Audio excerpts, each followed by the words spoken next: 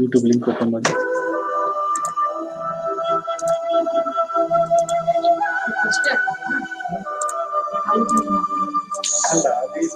ಸುಮ್ಮನೆ ಹಾಕೋದಷ್ಟೇ YouTube link.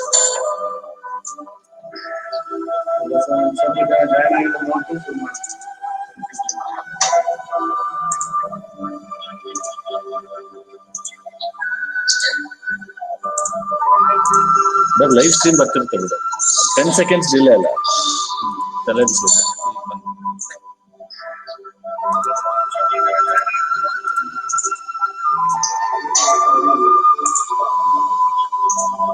ನೀವು login ಅದ ಸರ್ ಈಗ? ನೀವು ಬೇಡ ಮೇಲಿಂದ ನಾನು ಹಾಕ್ಬೇಕು. ಬೇಡ ಬೇಡ ಏನು ಬೇಡ.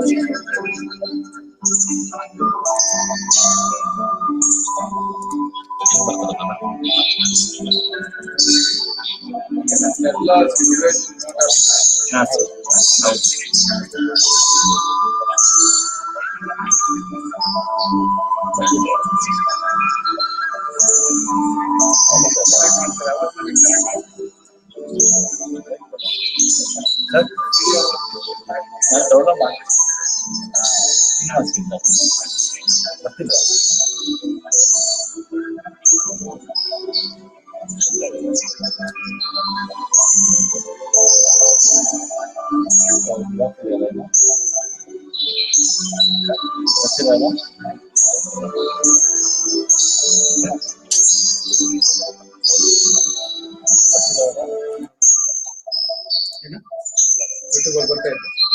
ಅದು ಏನಪ್ಪ ಅದನ್ನು ಗೊತ್ತಾಗಲ್ಲ.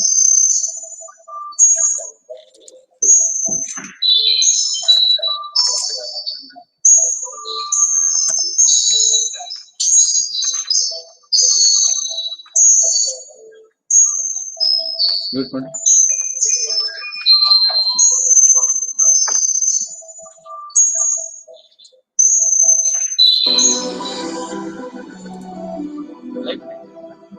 ಏನ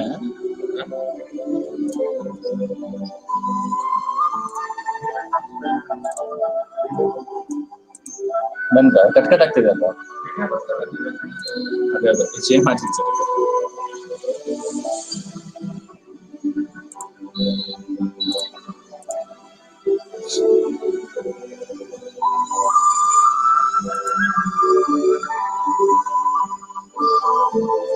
ಫೋನ್ ಮಾಡ್ತಾ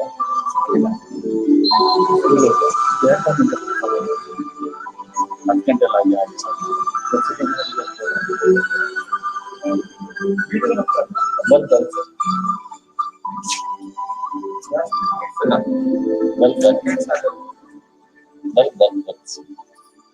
ಈ ಮೆಸೇಜಸ್ ಓದೋದು ಹೆಂಗೆ? ಯಾವ ಮೆಸೇಜಸ್? ಇಲ್ಲಿ ಬಂದಿದ್ದೀರಾ ಲೈವ್ ಚಾಟ್ 4 ಅಂತ, ಅದು ಹಾಕಿದ್ರೆ ಬರುತ್ತೆ. ಹಿಂಗೆ ಕೂಡ ಒಂದು ಬರುತ್ತೆ. ಬರ್ತಾ ಇಲ್ಲ ಸರ್ ಈಗ? ಬಂತು ನೋಡಿ.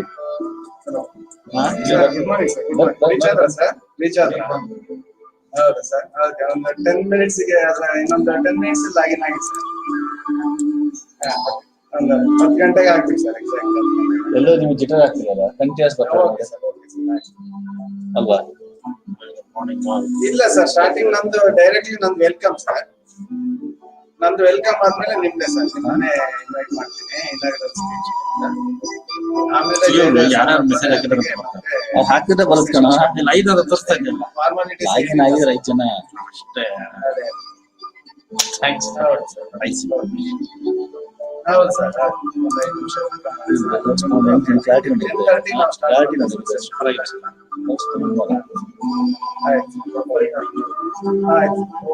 ಇಲ್ಲ ಏನೋ ಆಗ್ತಿಲ್ಲ ನೋಡಿ.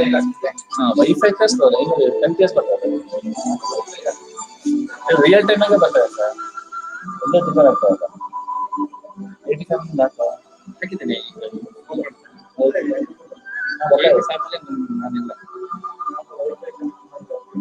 ವೈಫೈ ಹಾಕಿದ್ರೆ ಅದು ತಿರುಗುತ್ತೆ. ಅಲ್ಲೇ ಆಗಲ್ಲ, ನಾವು ಚೆನ್ನಾಗಿ ಗೊತ್ತಲ್ಲ ನಮ್ಗೆ. ವೈಫೈ 1 ಸೆಕೆಂಡ್ ಡಿಲೇ ಆಯ್ತು ಅಂತ ಹಿಡಿದು ಬಿಡುತ್ತೆ. ಅಲ್ಲಿ ಗೊತ್ತಾಗ್ತದೆ ಸರ್. 5 ಜನ ಆಗಿದ್ದಾರೆ. 5 ಜನ ಆಗಿದ್ದಾರೆ.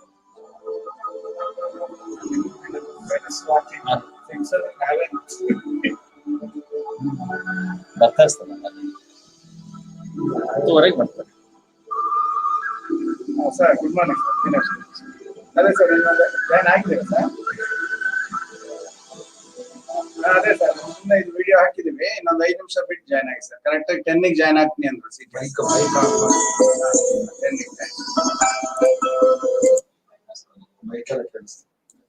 ಸ್ವಲ್ಪ ತರದ ಕೇಳ್ತಾ ಇದೆ.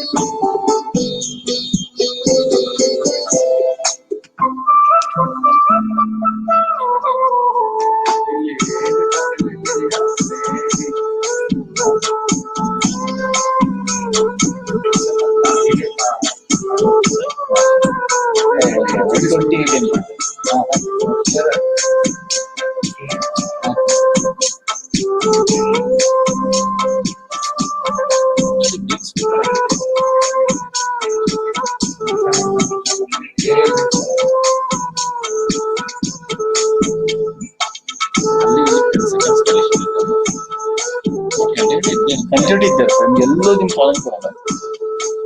Just like live 10 seconds differ delay ಅಂತ ನೋಡಿ. ಇಲ್ಲಿ ಇದು ಬರುತ್ತಾ 10 ಸೆಕೆಂಡ್ ಆಗುತ್ತೆ. ಹೌದು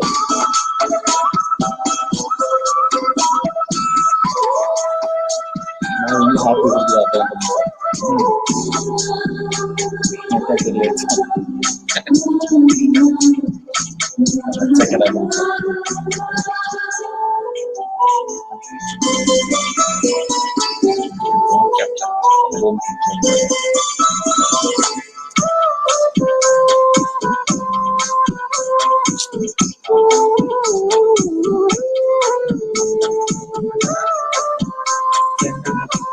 ಮತ್ತೆ ಸರ್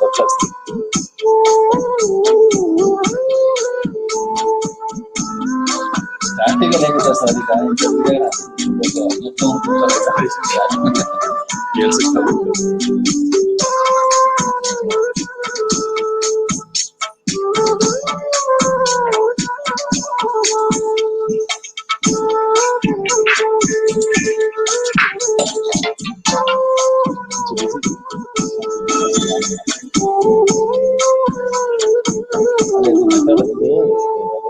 ಮೋಟಿವೇಶನ್ ಪಾಯಿಂಟ್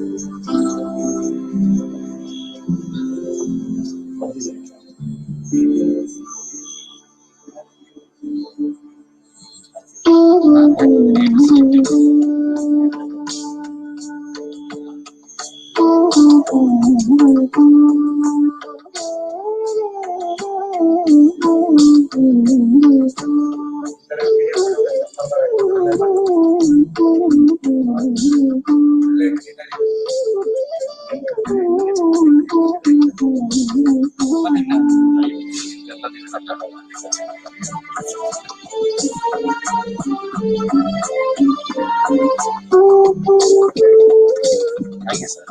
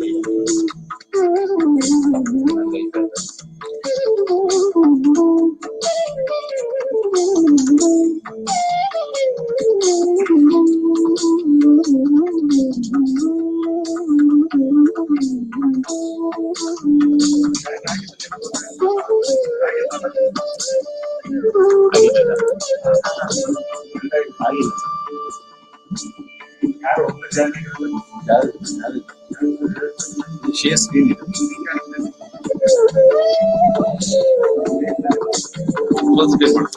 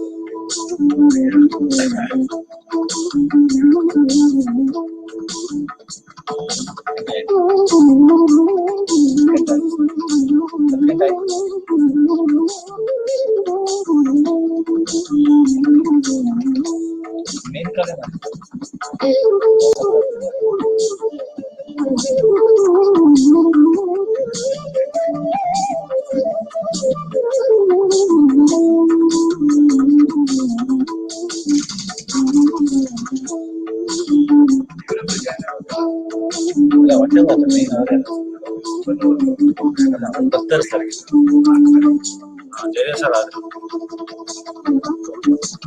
ಜಯ ಸರ್ ಆಗ್ಯಾರ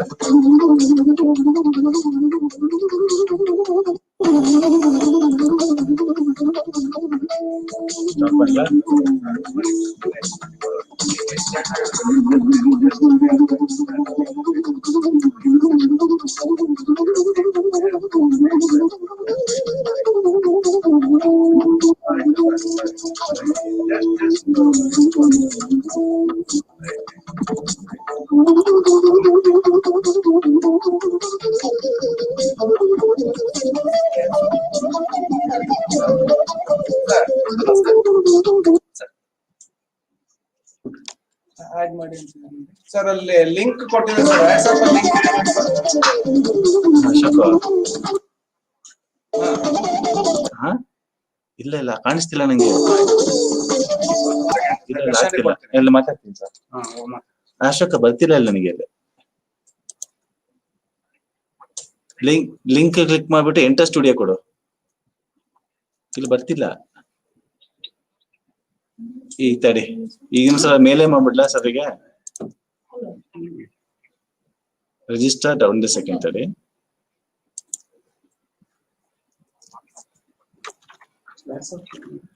ನನಗೆ ಕಾಣಿಸುತ್ತೆ ಅಲ್ಲಿ. ಹಲೋ ಮೈಕಲ್ ಎಂಟರ್ ಸ್ಟುಡಿಯೋ ಕೊಟ್ಟಿಯಾ? ಇದು ಬರ್ತಿಲ್ಲ ನನಗೆ. ತಡಿ ಈಗ ಮೇಲ್ ಮಾಡ್ತೀನಿ. ರಿಜಿಸ್ಟರ್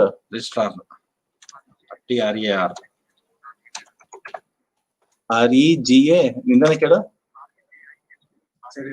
ಹಾ ಆಮೇಲೆ ಹಾ ಹಾ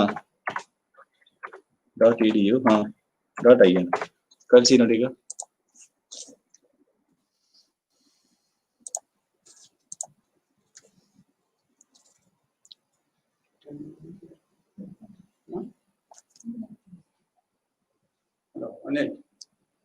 ಹಲೋ ಹೆಸರು ಕೊಡ್ಬೇಕು.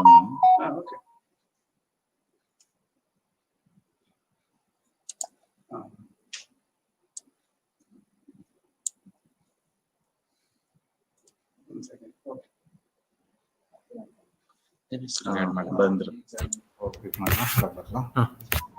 ಬಂದ್ರು ಸರ್.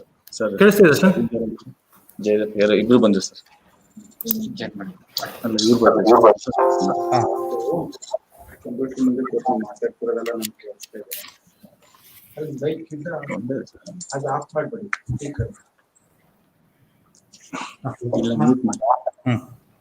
ಮಸ್ತ್ ತೆಗಿತೀನಿ. ಆಮೇಲೆ ಇದೊಂಚೂರು ಕ್ಲೋಸ್ ಮಾಡೋದು. ನನ್ನ ಮುಖಕ್ಕೆ ಲೈಟ್ ಬರ್ತದೆ ಬಿಡ.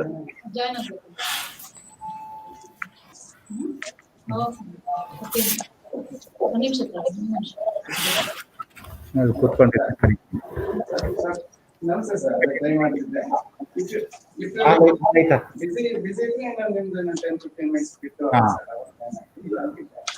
ಅದು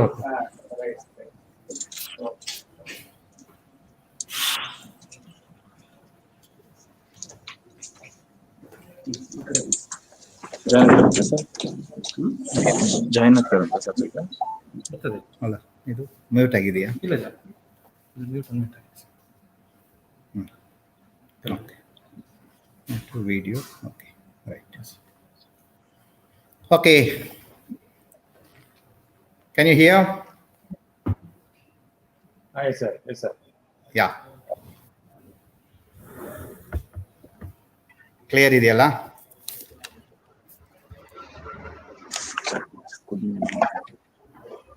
Good morning to one and all who are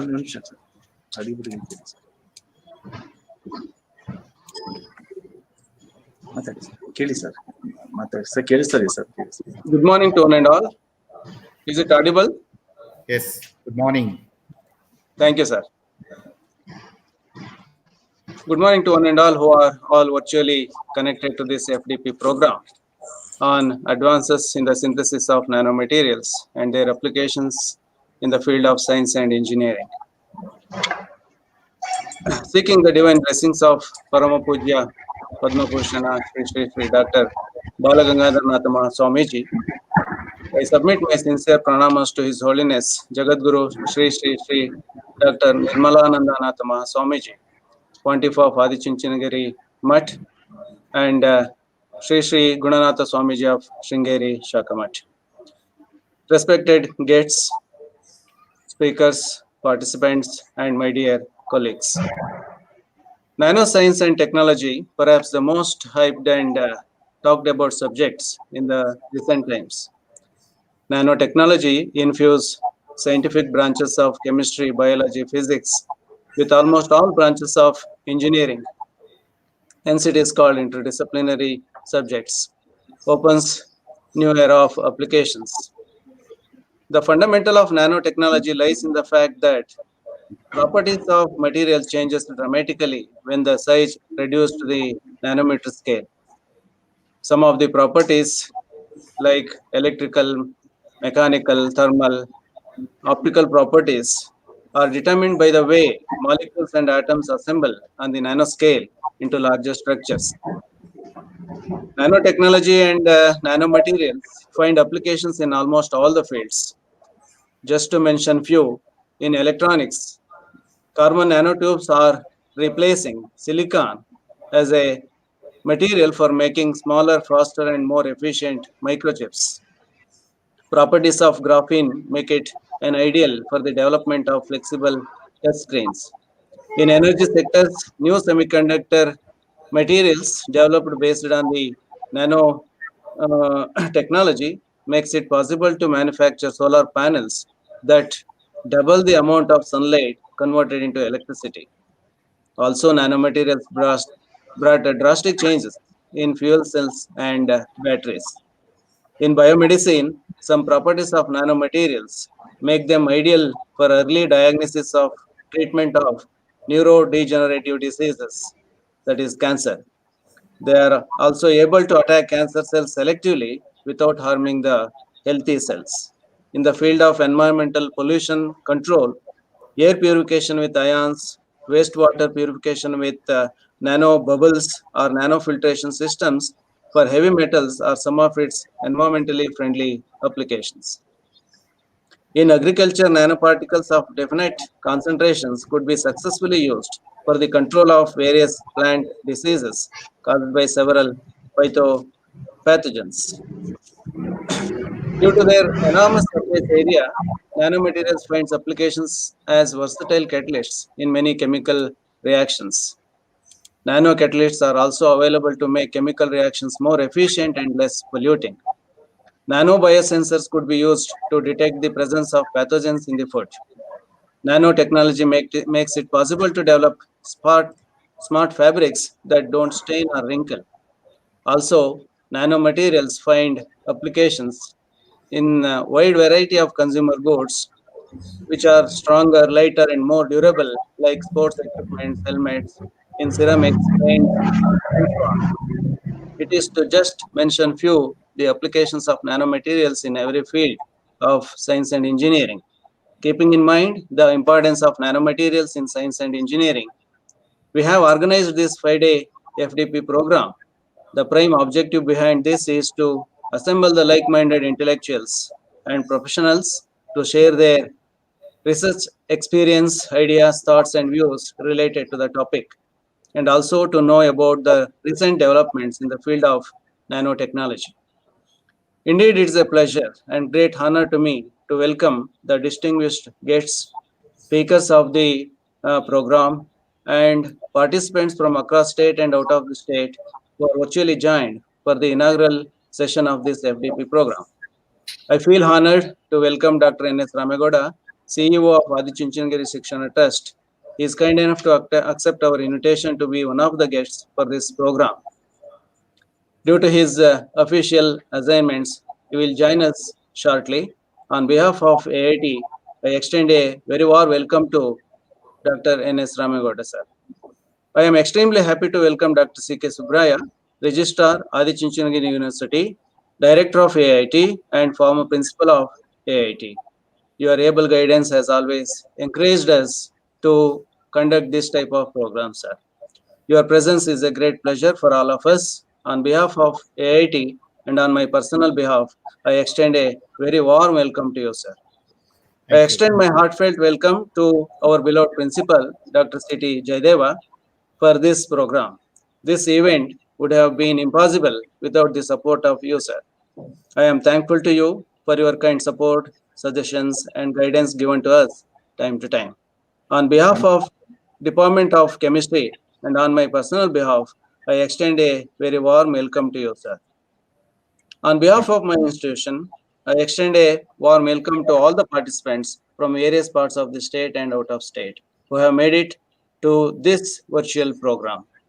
I am sure that you all will feel enriched with knowledge after the completion of this event. I ensure the program will be profitable and fruitful for everyone joined. I would like to express my heartfelt gratitude to all my colleagues who sincerely committed to this event to make it a success. I welcome you all once again to this FTP program and hope that you all will have a great time ahead. Stay connected and stay safe. Thank you, one and all. Now, I request beloved Registrar of Adichunchanagiri University, Dr. C.K. Subraya, and Director of AIT to deliver the inaugural speech on this occasion. Welcome you, sir. Thank you, Dr. Dinesh. Jai Shri Gurudev. A pleasant good morning to all of you. My pranams to the Pujya Mahaswamiji on this very auspicious occasion.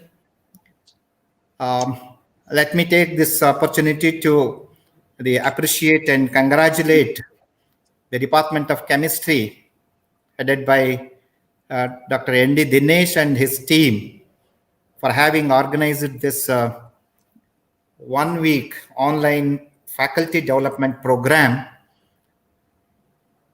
on the advances in the synthesis of nanomaterials and their applications in the field of science, technology, engineering, and many more fields actually.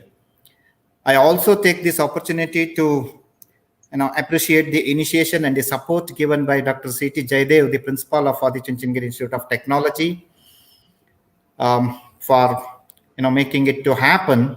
It's one of the most interdisciplinary and emerging field, which is have applications, which has applications in several fields. The distinguished speakers from various organizations, the faculty members, participants of this program, and the student friends. As I told you, the nanomaterials and nanotechnology has gained a lot of importance due to its, their novel and enhanced properties compared to bulk materials. You all know that the tiny size has made a lot of difference about the nanomaterials. Nanoparticles exhibits extremely promising applications in a wide range of disciplines as Dr. Nandi Dinesh told, in fact, he has covered most of the, where all it has intruded into the various fields. So, including the molecular engineering, the medicine, the healthcare systems, the pharmaceutical drug manufacture, biotechnology, biology, chemistry, physics, the polymer science, optical components, even energy and environmental sciences, as he said, the agricultural and food processing, and large scale in the manufacturing processes and production of certain materials. So that is the big change. So from last few years, you all experts, you know very well because you are in the same field. So nanotechnology has been more than just a concept, and is a key to many real world problems. In fact, it has come so handy. In fact, so many nanoparticles, nanomaterials can now be produced easily and at a low cost, in fact, and their assembly has led to the start of their mass commercialization. For example, so as he quoted, the drug delivery purposes, because we have here, I'm experiencing every day this because we have a medical education, we have an interdisciplinary and we have pharmaceutical education, also pharma education. So there, every day they are telling the nanomaterial applications are extensively used.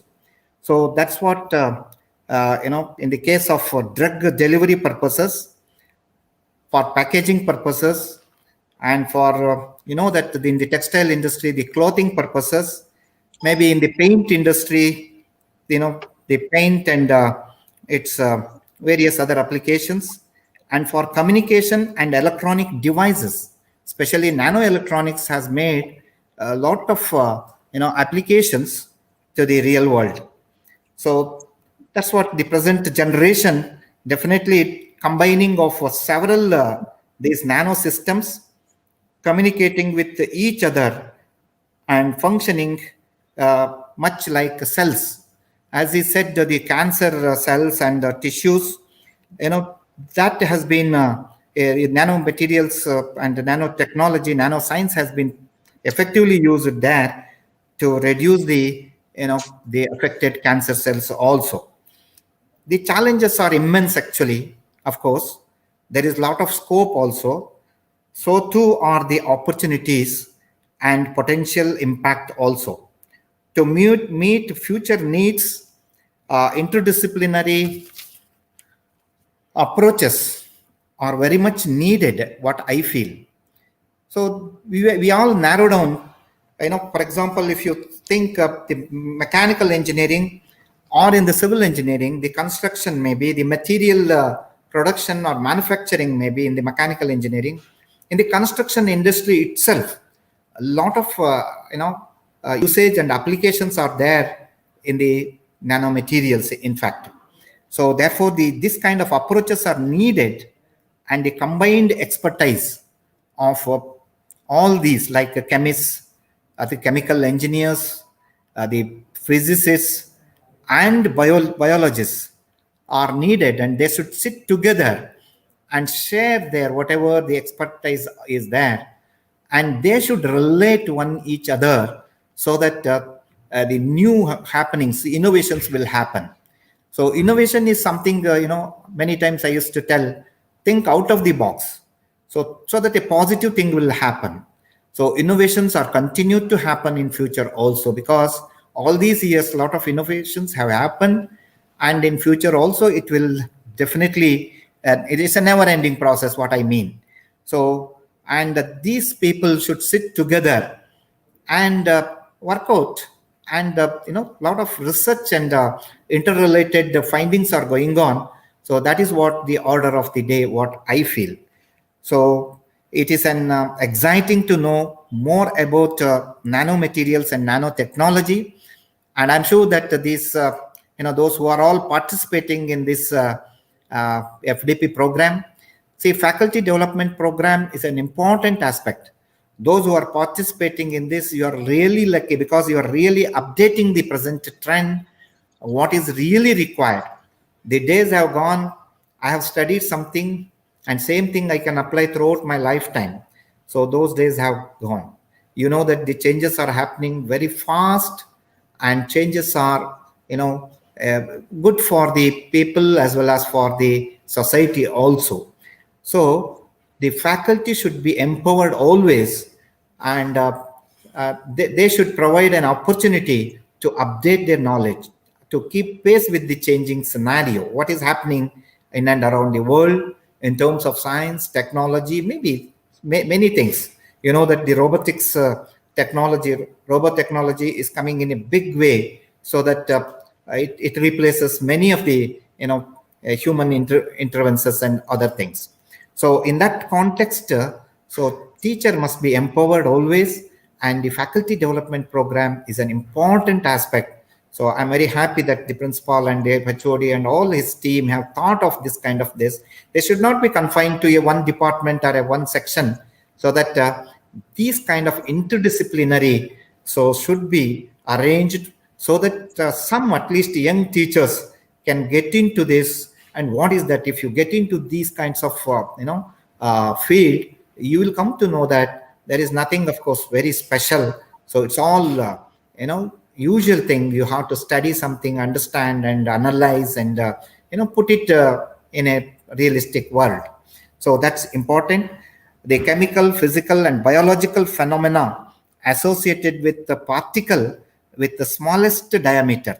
So as he said, so below 100 nanometer.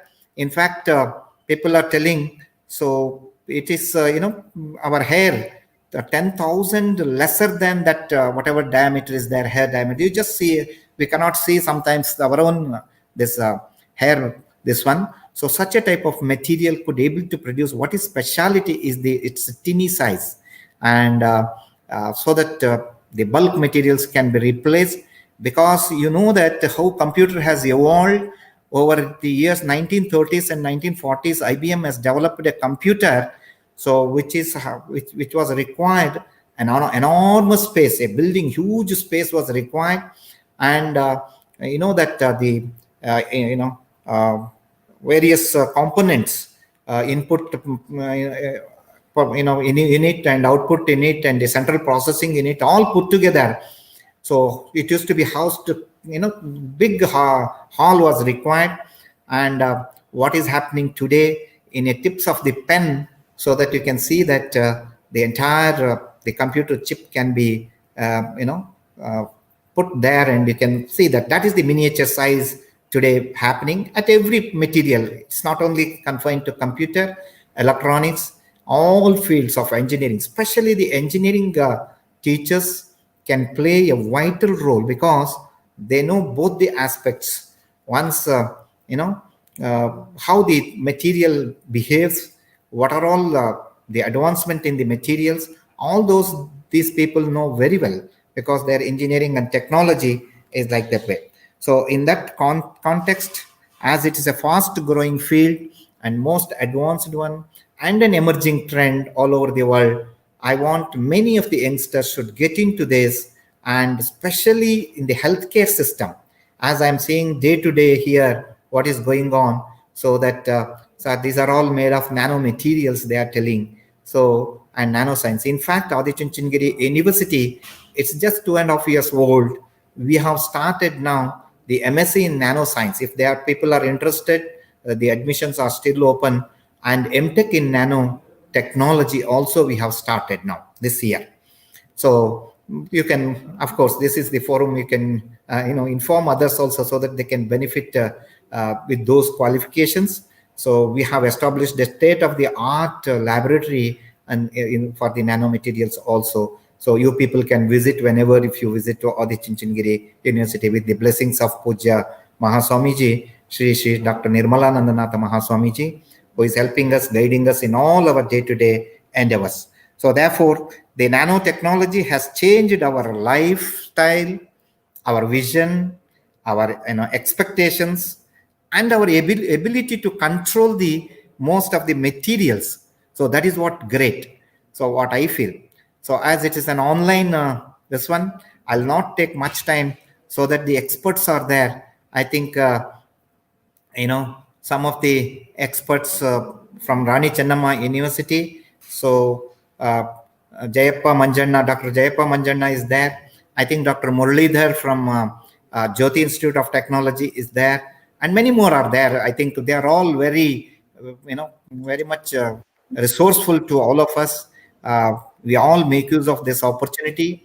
Let us learn something and let us get into this new world, so which has changed so much or impacted so much in the human life.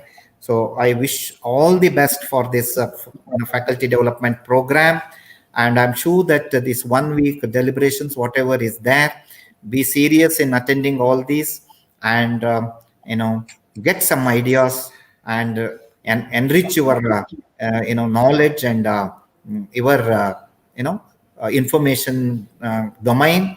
So wish you all the best once again. Thank you for giving me this opportunity.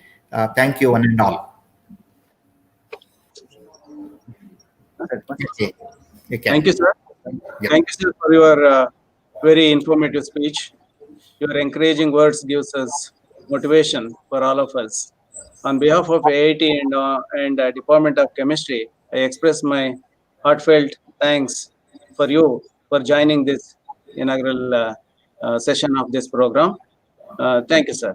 Thank you. Thank you. I request our beloved principal, Dr. C.T. Jaideva, sir, for giving inaugural message on this occasion. Welcome, sir. Thank you, Dinesh. Am I audible? Yes, sir. Yes. Okay. Yes, sir. Jai Shri Gurudev. Good morning to all of you. Respected Dr. C.K. Subraya, our Director and Registrar of Aditya Engineering University. Respected resource persons, faculty members, research scholars, experts from industries and academia, students and all the participants. It is indeed a great pleasure for me to be a part of this inauguration of faculty development program on nanomaterials and their applications in the field of science and engineering. Friends, today everybody is talking about nanomaterials. If you look at the advertisements for consumer products, you can observe that they use the prefix nano as a keyword for special features. That means even a common man heard about nano. That means the word nano. But most of the people might have heard about nanomaterials, but without some specified knowledge and interest, it is very difficult to understand the development of nanomaterial technology. Because nanomaterials may be zero-dimensional, one-dimensional, for example, nanotubes, or two-dimensional, a stack of thin films. So therefore, it is better to have all the participants to have some knowledge about the material science. If you have knowledge about material science, it is easy to understand the concept of this nanomaterials. In many technologies, or most of the technologies are driven by the development of novel materials, providing properties that were not available before.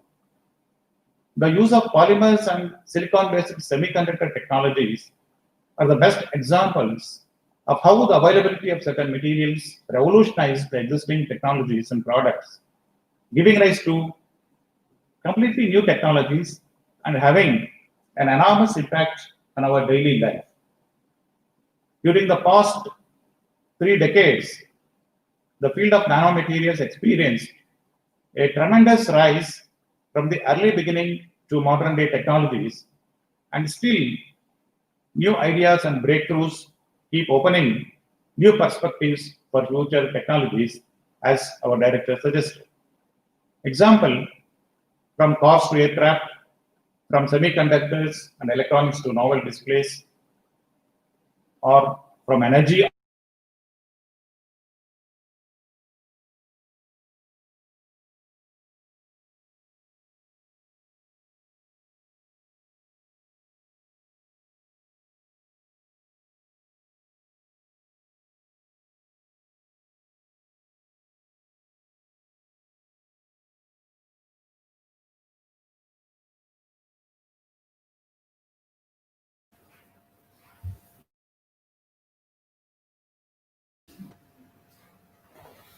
What happened? Recently, I read innovators in NASA Research Center, they have developed a number of materials and methods to optimize the performance of nanomaterials by making them more tougher, more resistant, and easier to process the materials. Scientists are generating critical improvements at all stages of nanomaterial production, from finding new ways to produce nanomaterials and to purifying them to work more effectively with advanced composites. That means using nanotechnology, materials can effectively be made stronger, lighter, more durable, more reactive, and better electrical conductors, among many other traits. So therefore, it is very important for all the people. So whatever the background may be, from all the fields of engineering, the knowledge about nanotechnology is more important in these days. With these few words, I congratulate the Department of Chemistry, Dr. N.D. Dinesh, and his team for organizing this faculty development program.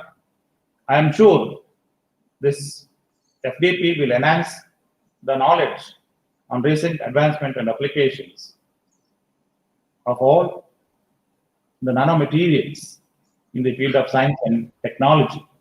So we have many resource persons, they are very experts, and definitely this FDP will help all the participants to enrich their knowledge.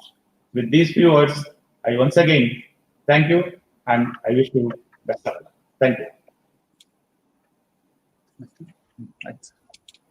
Thank you, sir, for your informative message. Your words are inspiration and motivation for us to conduct the programs like this in future.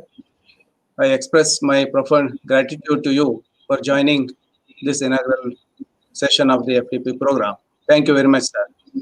Now, without much formalities, we are going to start our first session. Speaker of this session is Professor Jayappa Manjana, who is going to deliver a talk on how the nanomaterials, nanotechnology utilized for the environmental waste management and the resource recycling and all. I request my colleague Dr. Nalina to introduce the today's speaker, Professor Jayappa Manjana, Chairman, Department of Chemistry of Rani Chennamma University. Please, madam.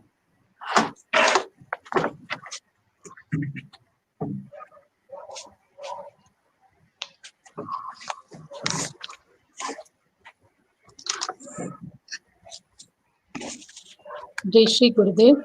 Warm good morning to everyone, seeking the blessings of all Puja Swamijis. Myself, Dr. E. Nalina, Associate Professor, Department of Chemistry. It gives me an immense pleasure to introduce speaker for first session of 1 week FDP on advances in the synthesis of nanomaterials and their application in the field of science and engineering. That is Professor Jayappa Manjana, Department of Chemistry, Rani Chennamma University, Belagavi. Professor Jayappa Manjana obtained his PhD in Industrial Chemistry in 2001 from Kovempu University. He did his research work at BARC, Mumbai under BRNS project. Soon after his PhD, he joined his postdoctoral research work at BARC, Mumbai as KS Krishnan Research Associate from January 2002 to 2004. From 2004 to 2006, he joined Hokkaido University, Japan as JSPS Fellow. From 2006 to 2009, Harvard University, Japan, and from 2009 to 2010, the University of Tokyo, Japan as JST Fellow. After his postdoctoral work, he worked as assistant professor from 2010 to 2013 at Kuvempu University, as associate professor from 2013 to 2016 at Rani Chennamma University, and working as professor from 2016 till date at Rani Chennamma University. His work is focused on material chemistry and waste management, nanomaterials for energy devices, environmental remediation, and biomedical applications. Professor Manjana has 3 patents, among three, one obtained in Japan and two filed in India. He has about 85 peer-reviewed journals and about 90 papers presented in national and international conferences and seminars. He has about 1,880 citations, H index of 25 and I-10 index of 41. He has successfully completed many projects. Some of them are BRNS DAE project 31 lakhs, DST FIST 1.23 crores, VGST CESEM 60 lakhs at Rani Chennamma University, DST and Nano Mission of MTech program 2.85 crore, VGST MYSR 4 lakh, and minor project 1 lakh at Rani Chennamma University. He has successfully guided 4 PhD students, and presently 6 students are working under his guidance. He is very active in administrative work as chairman, Department of Chemistry 2015 to 2017, 2019 till date at Rani Chennamma University. Deputy Registrar, General Administration Division, Rani Chennamma University, Belagavi since October 2019. Member of IPR Cell and Research Advisory Committee, member secretary of CITRA. He organized many state level, national, and international seminars, conferences, and workshops. He is the member of professional bodies, that is Society of Material Chemistry, Indian Science Congress Association, and he is the executive member of Teachers Association at Kuvempu University 2013 and Rani Chennamma University from 2017 to 2018. He is the coordinator of MTech in Nanoscience and Nanotechnology from 2010 to 2013.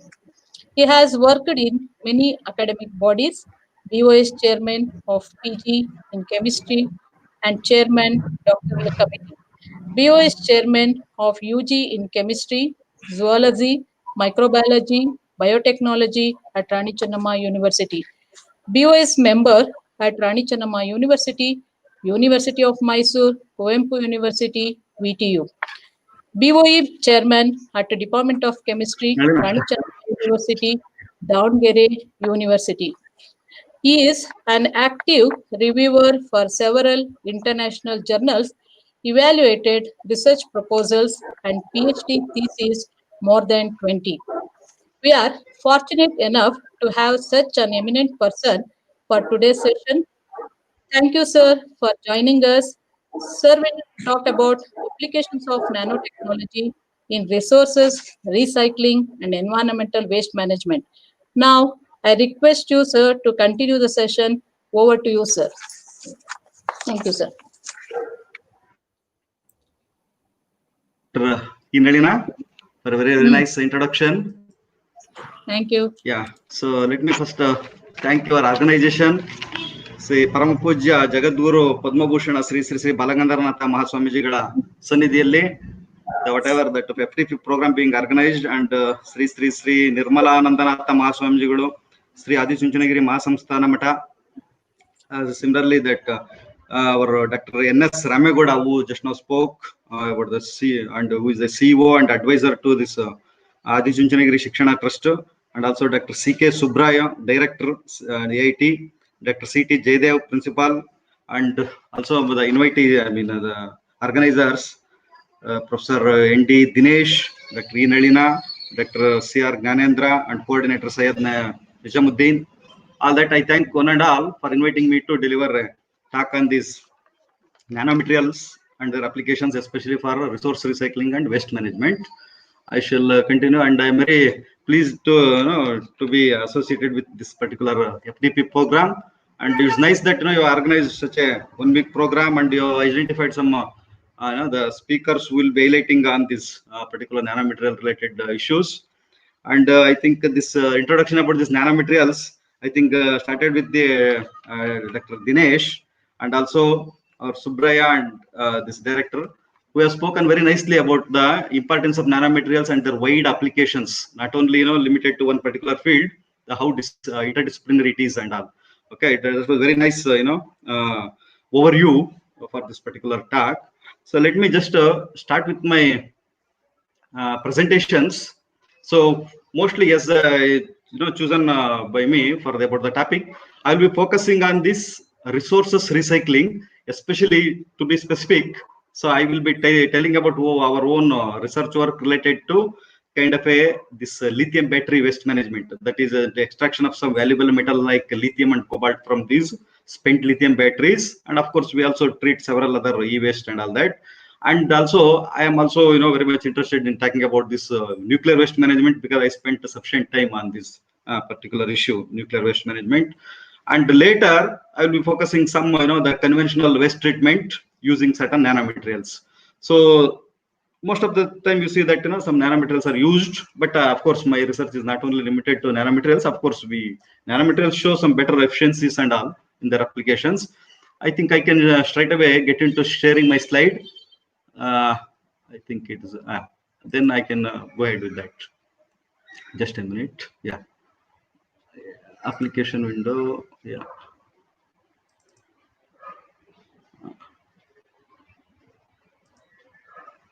One second.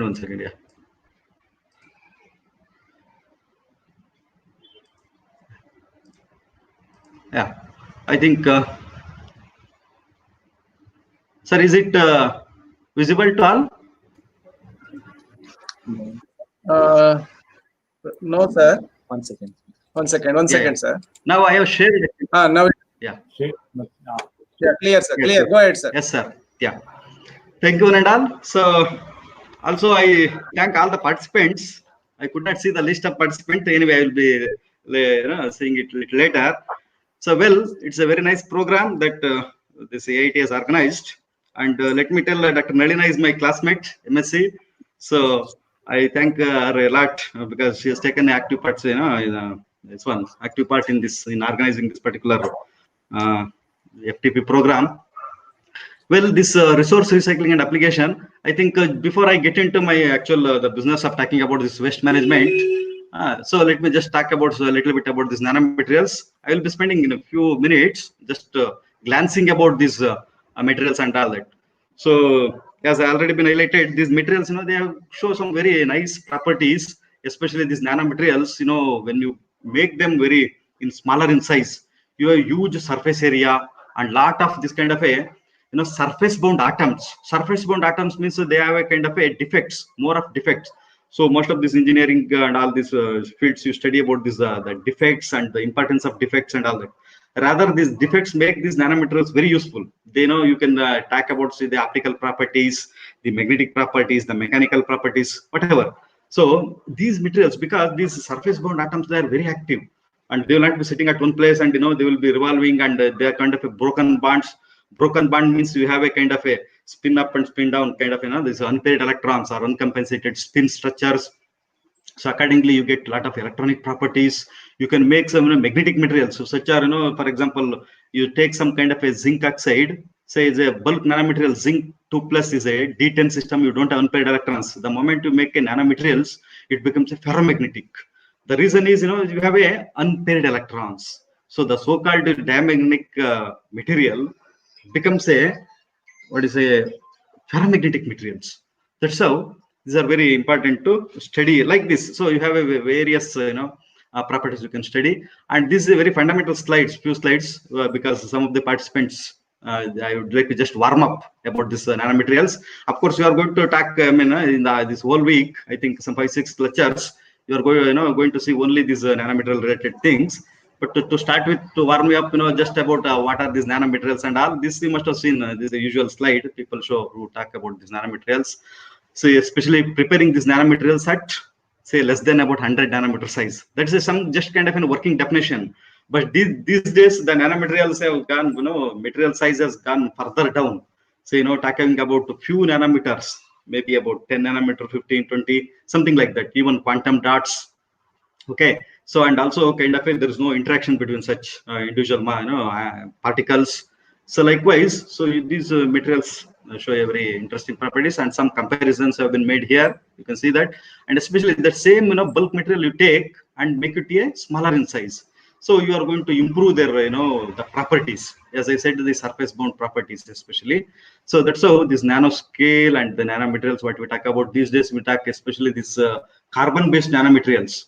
So right from this fullerenes to carbon nanotube, now recently this graphene, and in graphene itself we have several forms like reduced graphene oxide, graphene, all these things.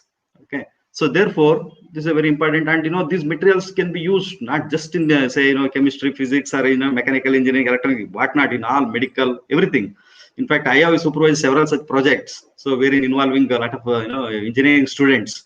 So somebody preparing some mechanical, composite materials for mechanical properties, kind of electronic materials, including sensors, etc. Okay, so like this, and biomedical applications. So the materials you take and conjugate and study about the drug conjugation, delivery, all those things. So here you see some very simple. This is also very usual slide people see.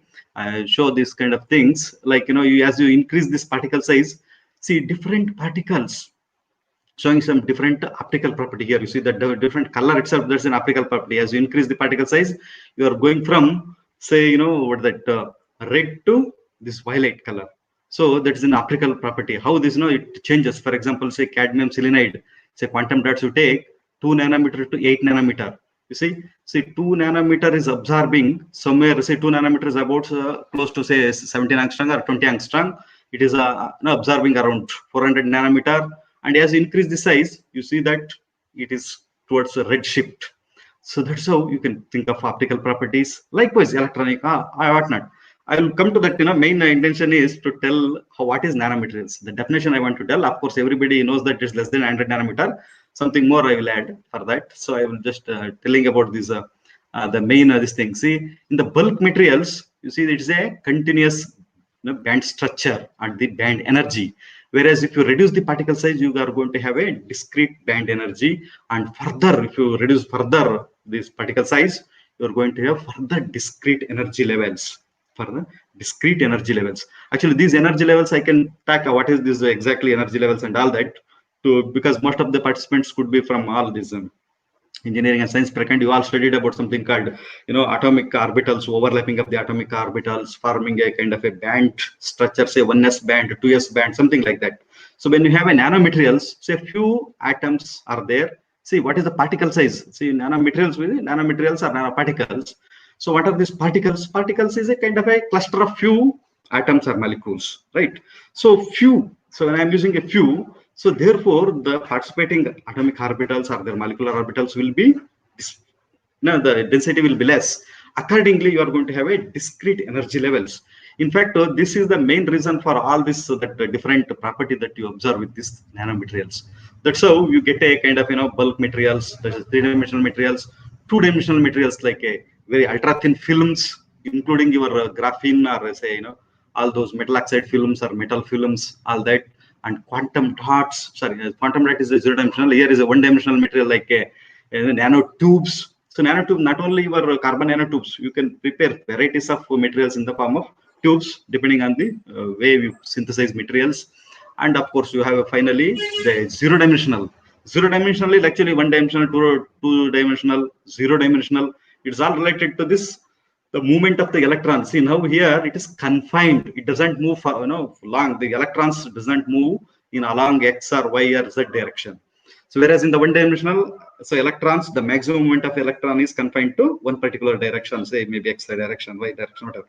Okay, that's how these 3D, 2D, 1D, and zero dimensional materials are classified according to their dimension as well as this energy, discrete energy levels. Well, so I come to that this thing. See that nanomaterials, as you all heard of, less than 100 nanometer and all. So there is one more dimension to that. That means the materials, is there. Just for example, ultra thin films are there. So maybe huge, few microns. Okay. So few nano, it need not be nanometer, it may be a few microns to millimeter or centimeter, I don't know. So therefore here, if the thickness is less than 100 nanometer in any one direction, you can call it as nanomaterials. But apart from that, the material should show a size dependent property. This is very important. So many people miss this particular what is that dimension for the dimension for the definition. So that is, the material should show size dependent property, then only we can call them as a nanomaterials. Okay, so not only just size dependent properties. So each size, for example, 50 is a nanometer size, has a slightly different properties than the 80 nanometer size particles or 20 nanometer size particles. So that particular thing one should know. For instance, there are certain materials which do not show such property. For instance, some kind of amorphous carbon materials. So you don't expect any such a change in that. We don't call them. Well, so and these nanomaterials, and it is not very new and all that. It was there way back in centuries before. So that these nanomaterials have been used way back in say somewhere in the 80s. See, Michael Faraday has prepared a gold sol. So that is now we say SOL sol. Okay, so this is actually called that as a divided state of a metal. Divided state of a metal. So there was the term like nanotechnology and all that. So recently, Fujima, so from Japan, who has introduced the term called nanotechnology. So sorry, Hijima. So here, see this nanotechnology, see these nanomaterials way back. See, in about say 1856 or so, this Faraday has synthesized these materials using this gold. So still it is preserved in the Chemicals Museum of London, Chemical Society Museum of London. So these are nanomaterials. You see that there is scale here. This is called as a Faraday sol. It is about 60 nanometers. So most of this, but this is actually TM image, transmission electron microscopic image. So you see that very more or less similar, uniform size particles and all that. See, nanotechnology, see, using preparing this kind of a uniform size is very fascinating, because certain applications require a uniform size particles. So because people prepare particles of different varieties. Some are maybe a rod, what that you have a what you call kind of a ribbons, so belts, like that. They keep naming so varieties, and some are very uniform tail of what that spheres, cubes, likewise.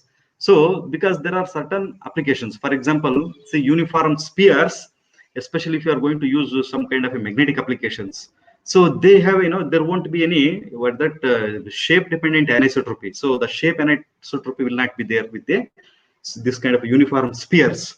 So like that, certain applications require a certain geometry. So that's how people are focusing on certain, making certain materials of a different particular shape and size, that we call it as a morphology. Morphology is and the shape and size of these materials. So this how this, as I said, see the atoms on the surface are very high when the particle size is small. So surface area to volume ratio decreases as you particle size increases.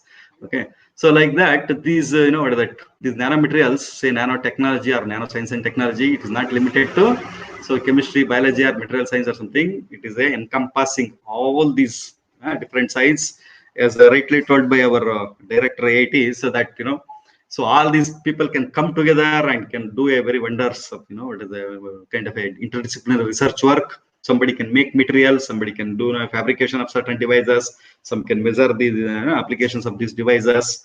That's how finally, see, the mankind should be benefited from all this science and technology, and the science and the technology, they should marry together.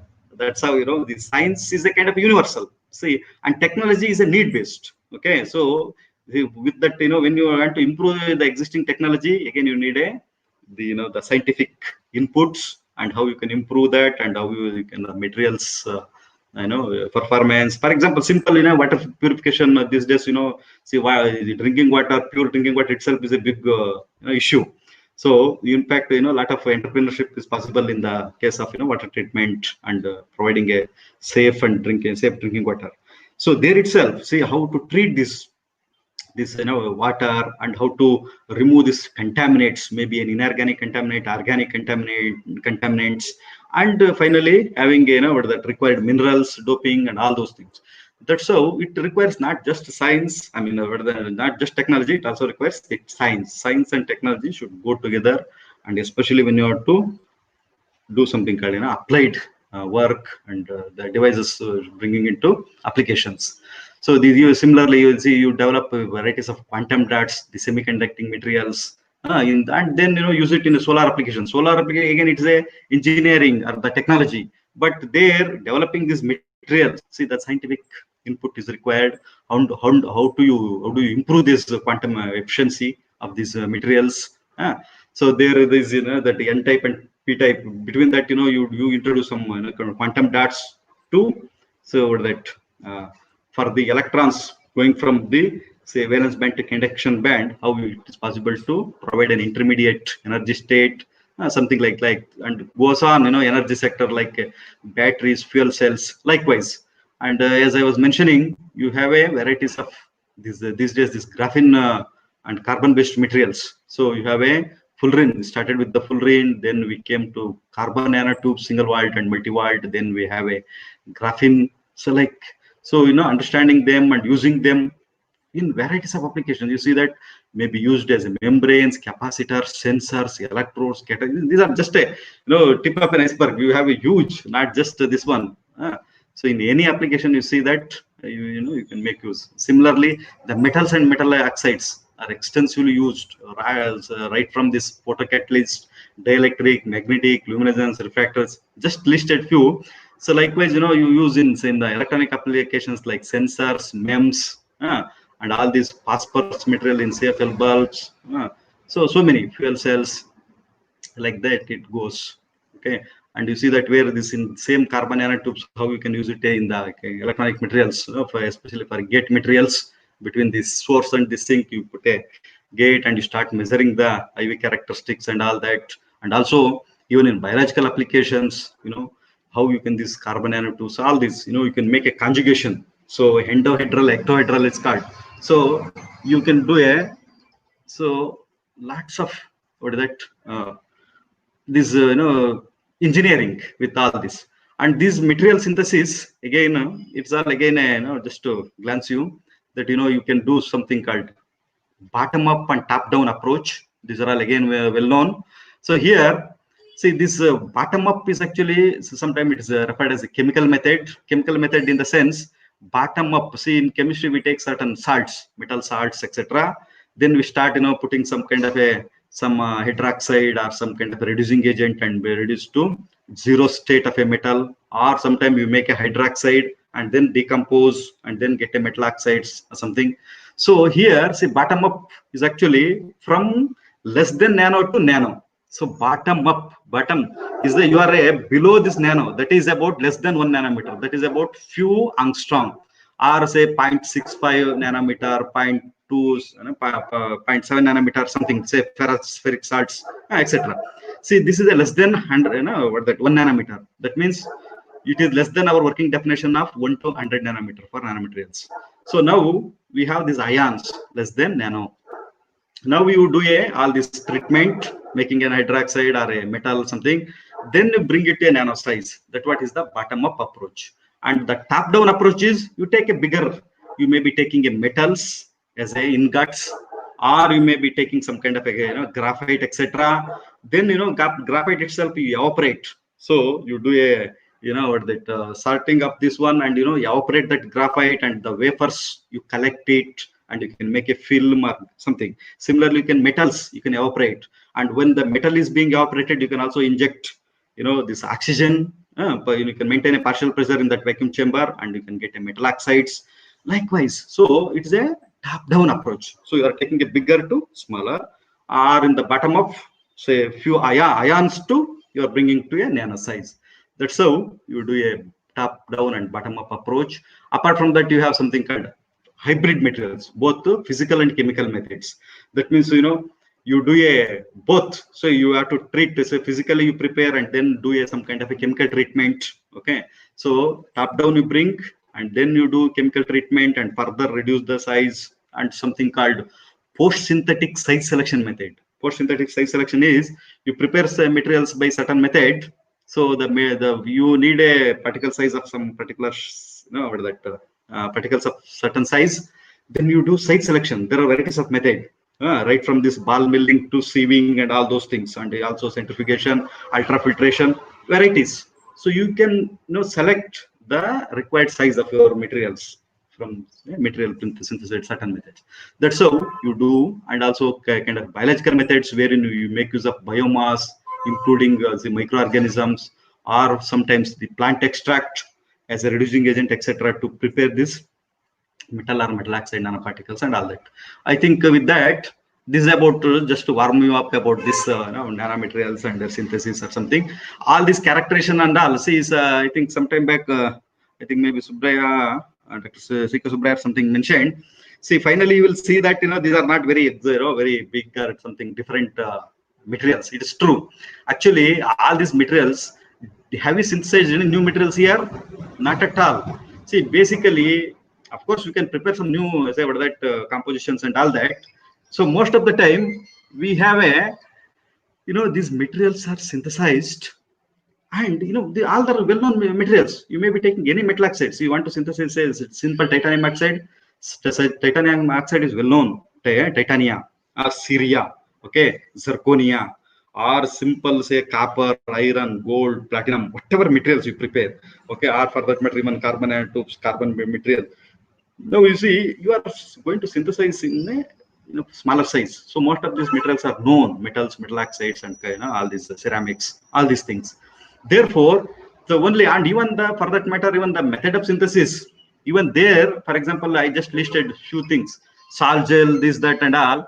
So you see that none of them are not very new, except that in each of these methods we make certain modifications. For instance, during the synthesis, we may be having a kind of a what you call say adding certain surfactants using as a capping agents, okay, or you treat these materials at a lower temperature so that you are not allowing the materials to grow further. That means as you increase the temperature, alternatively if you increase the aging time or the reaction time, so then these particles come together. Then there is a formation of a bulk structured material, something called this agglomeration taking place. So you can prevent all that by adding certain surfactants in chemical methods, or duration of the, when you are making a thin film, for a very short period of time, you evaporate and deposit, or certain substrates on that. Like this, in each of these methods, say salt gel method, chemical reduction, hydrothermal, electrochemical, none of these are new.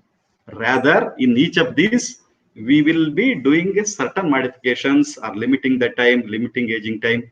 Likewise, even ball milling, PVD, physical vapor deposition, inert gas condensation, all these, and include molecular beam epitaxy. So wherein the ingots you take, and in a vacuum chamber, very high vacuum, ultra high vacuum chamber, you evaporate this, and you start depositing these vapors. So on a different substrates, there you may be doing a N-type material, P-type material, NPN. Likewise, that's a molecular beam epitaxy, growth. Everywhere you see, these are all very not new, but making those control on these methods is very important. Well, so that's how these nanomaterials are being prepared. And then coming to characterization, yes, these nanomaterials are characterized by the well-known conventional methods. except that these days we use something called this electronic microscopy, especially to see their morphology, so size, shape, etc. Okay, so that's how. So we make use of SCM, TEM, and then you have a AFM, atomic force microscopy, and STM, scanning tunneling microscope, all these things. But otherwise, the conventional like XRD and making this kind of a BT surface area measurements.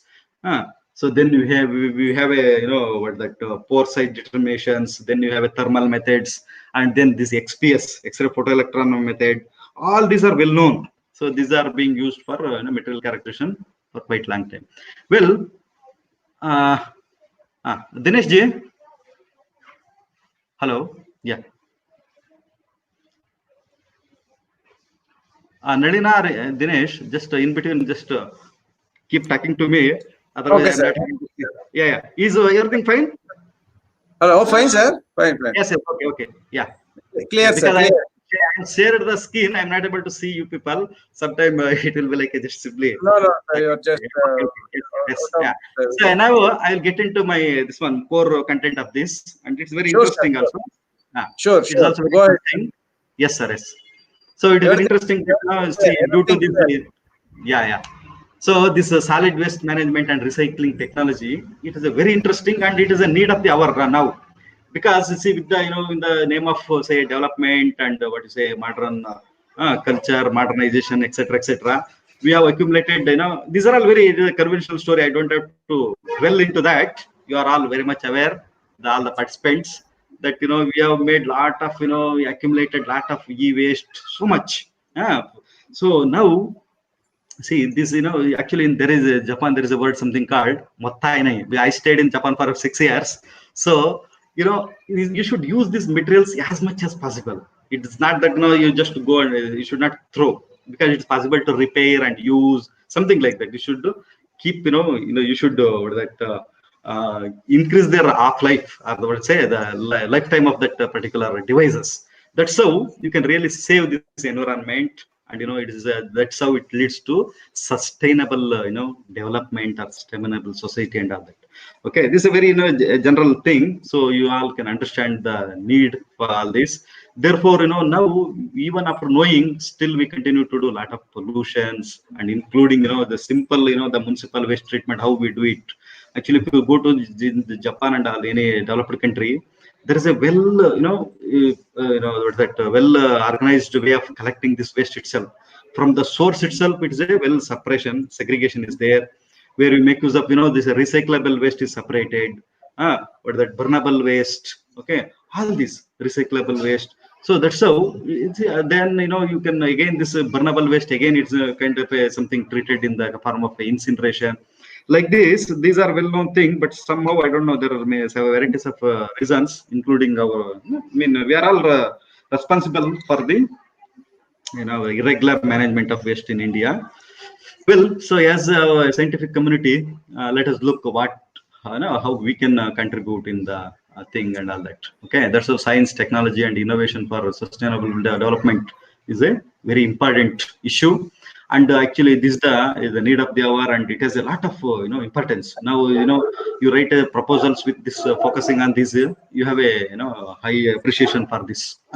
So that was economically, socially, and environmentally sustainable future for our planet, and for the present and future generation. That's how the aiming for the poverty reduction, equity, inclusive development, protection of ecology and resources. Okay, all these. There are varieties of things like how to reduce this carbon emission in the environment, all those things. Okay, so that's how this green chemistry people talk. Okay, so green chemistry has a lot of very important thing, and you all may be aware of this. The principles of green chemistry, prevention of the preventing the waste, maximize the atom economy. That means the byproduct should be, there should not be any unusual byproduct. I mean, the entire reactant should get converted into a product. That what is the main thing about this atom economy.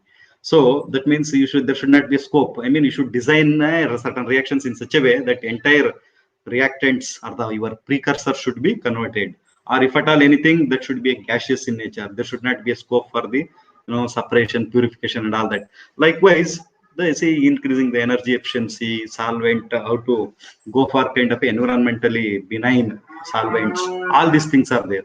Okay, and this is very important. One should note down that presently for most of our chemical feedstock mainly comes from the non-renewable petroleum that is being depleted rapidly, both chemical and so it's all known that most all these petroleum products that is the main for most of this chemical production. Now alternatively these days people are thinking about using this biomass, so using this renewable biomass as a feedstock. So that's how, so you can because a lot of chemicals you can extract from the biomass, and it's also possible to make it, I mean, go for a green technology and all that. So that's how, so I can we can list a lot of the thrust areas to work, like say non-conventional energy sources, solar, wind, all those things including fuel cells, etc.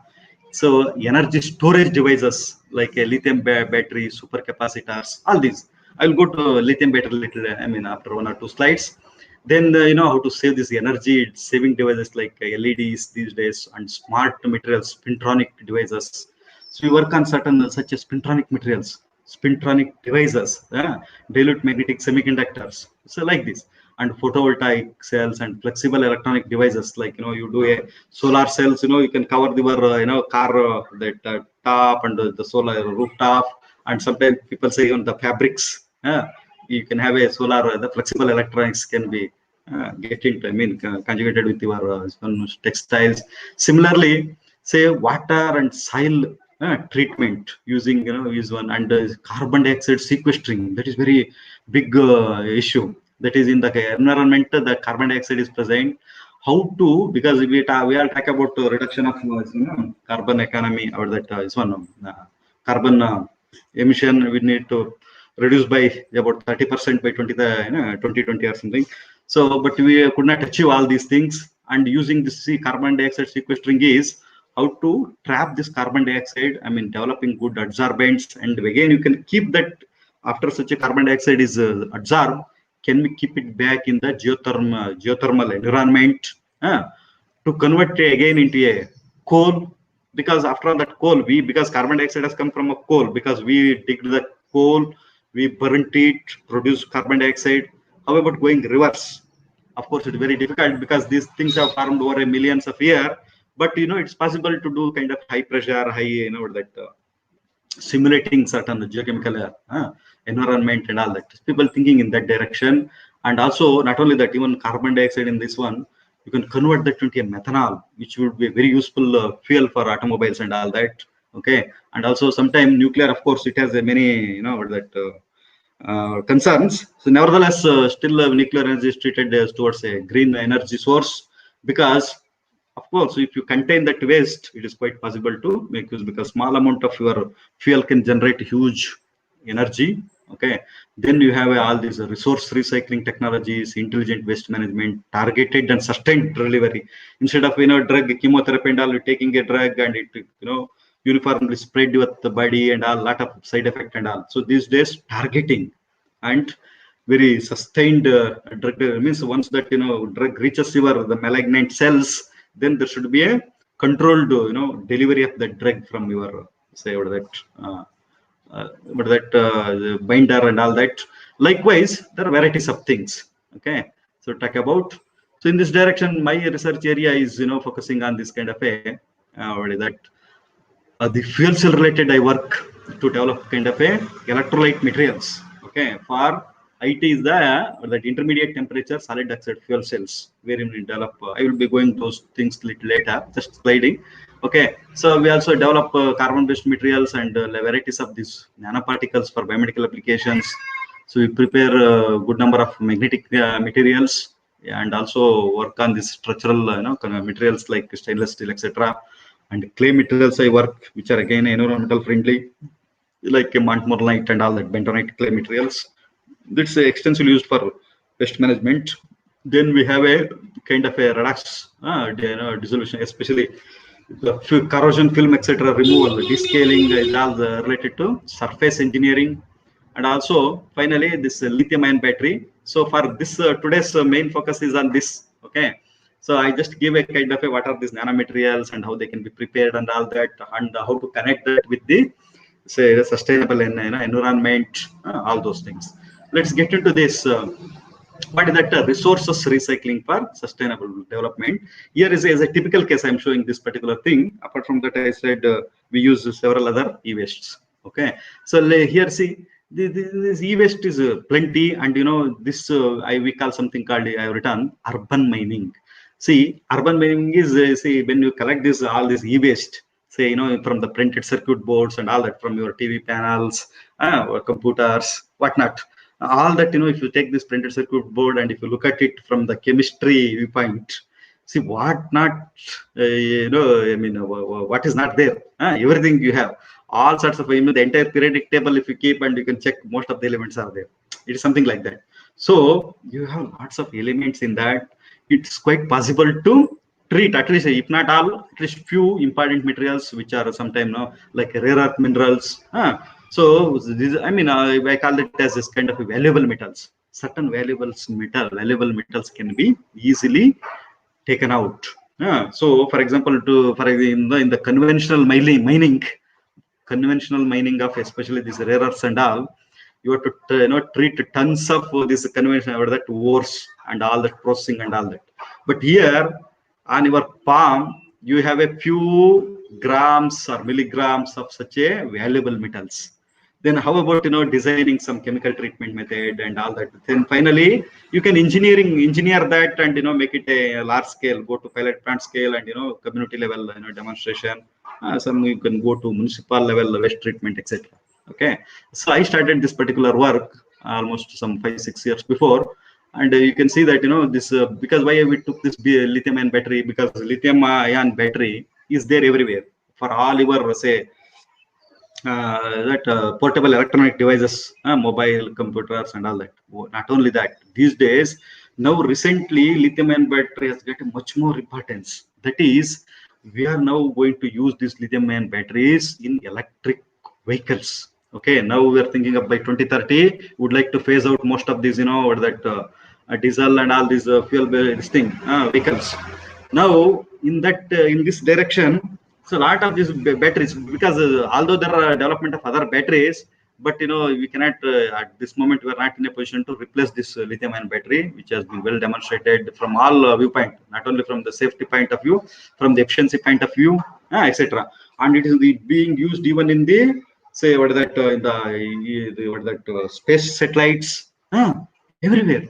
So and even in that solar or windmill, etc. There also you can use these batteries in the peak hours, store, because the lithium batteries they are not primary batteries, they are secondary batteries. You can only store and use when it is required. So huge lithium batteries for even for example, there's what is that signal towers and all that. There they keep these batteries, lithium batteries.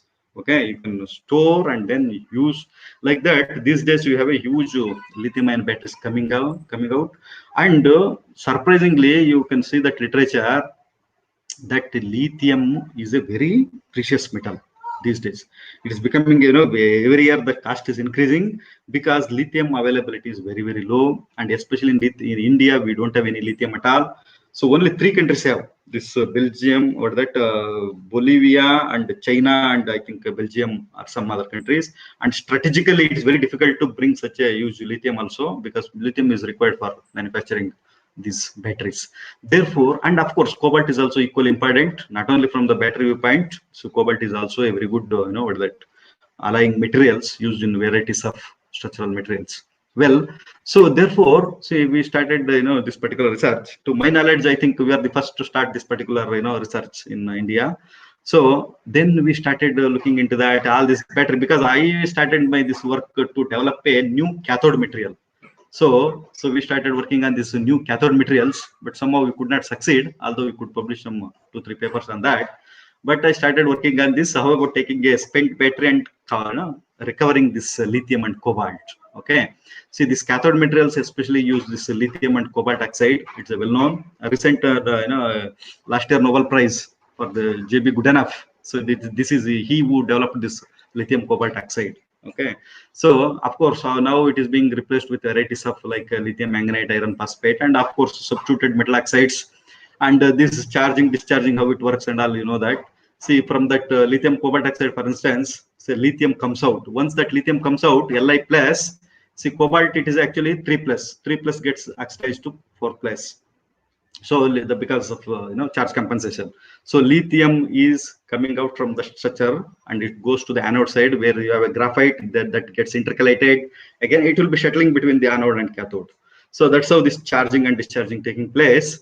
And each time, slowly that lithium gets entrapped within that graphite structure, and slowly the poisoning taking place, and capacity shading takes place, all those things. Well, so that's how this lithium battery, after this one lifetime. So after its lifetime, we throw it. But there is a scientific way of throwing it. We are supposed to return to the suppliers, manufacturers, basically. So that's how these lithium batteries we have, like what that cobalt and lithium battery, and you see that the growth of this e-waste in India. So though I'm talking about this lithium battery, so in general this e-waste overall it is accumulating in a big way. So it is possible to treat a lot of this waste scientifically and do that. I've just shown some pictures taken in the internet. You can see that all these varieties of these what is that waste. So there in China, I think a lot of these very good the treatment being developed these days. Okay, and that lithium battery you take and else. See here, you see that what chemistry what we did is, so environmentally benign hydrometallurgical dissolution process we developed. That is, see if I take I take it as a simple as a typical case, lithium cobalt oxide. Same thing, you can treat for other say what is that cathode materials. It is quite possible. See here, so reductive dissolution or reductive dissolution. That is, you reduce that because earlier, originally it is a cobalt 3 plus. You can subject it for some with the reducing agents and reduce the cobalt 3 to cobalt 2. That's how the cobalt it can come out from the lattice of lithium cobalt oxide and get you can complex within the solution and get stabilized and all that. Oxidative way is you can oxidize this cobalt 3 to cobalt 4 plus using varieties of oxidizing agent, and you can also leach without this redox treatment.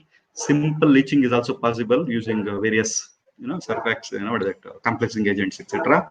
Well, all that these reducing agents which we treated, they're all environmental friendly. So mild organic acids like citric acid, tartaric acid, malic acid, glycine, and ascorbic acid. Ascorbic acid is a vitamin C. I have used extensively, and similarly oxalic acid.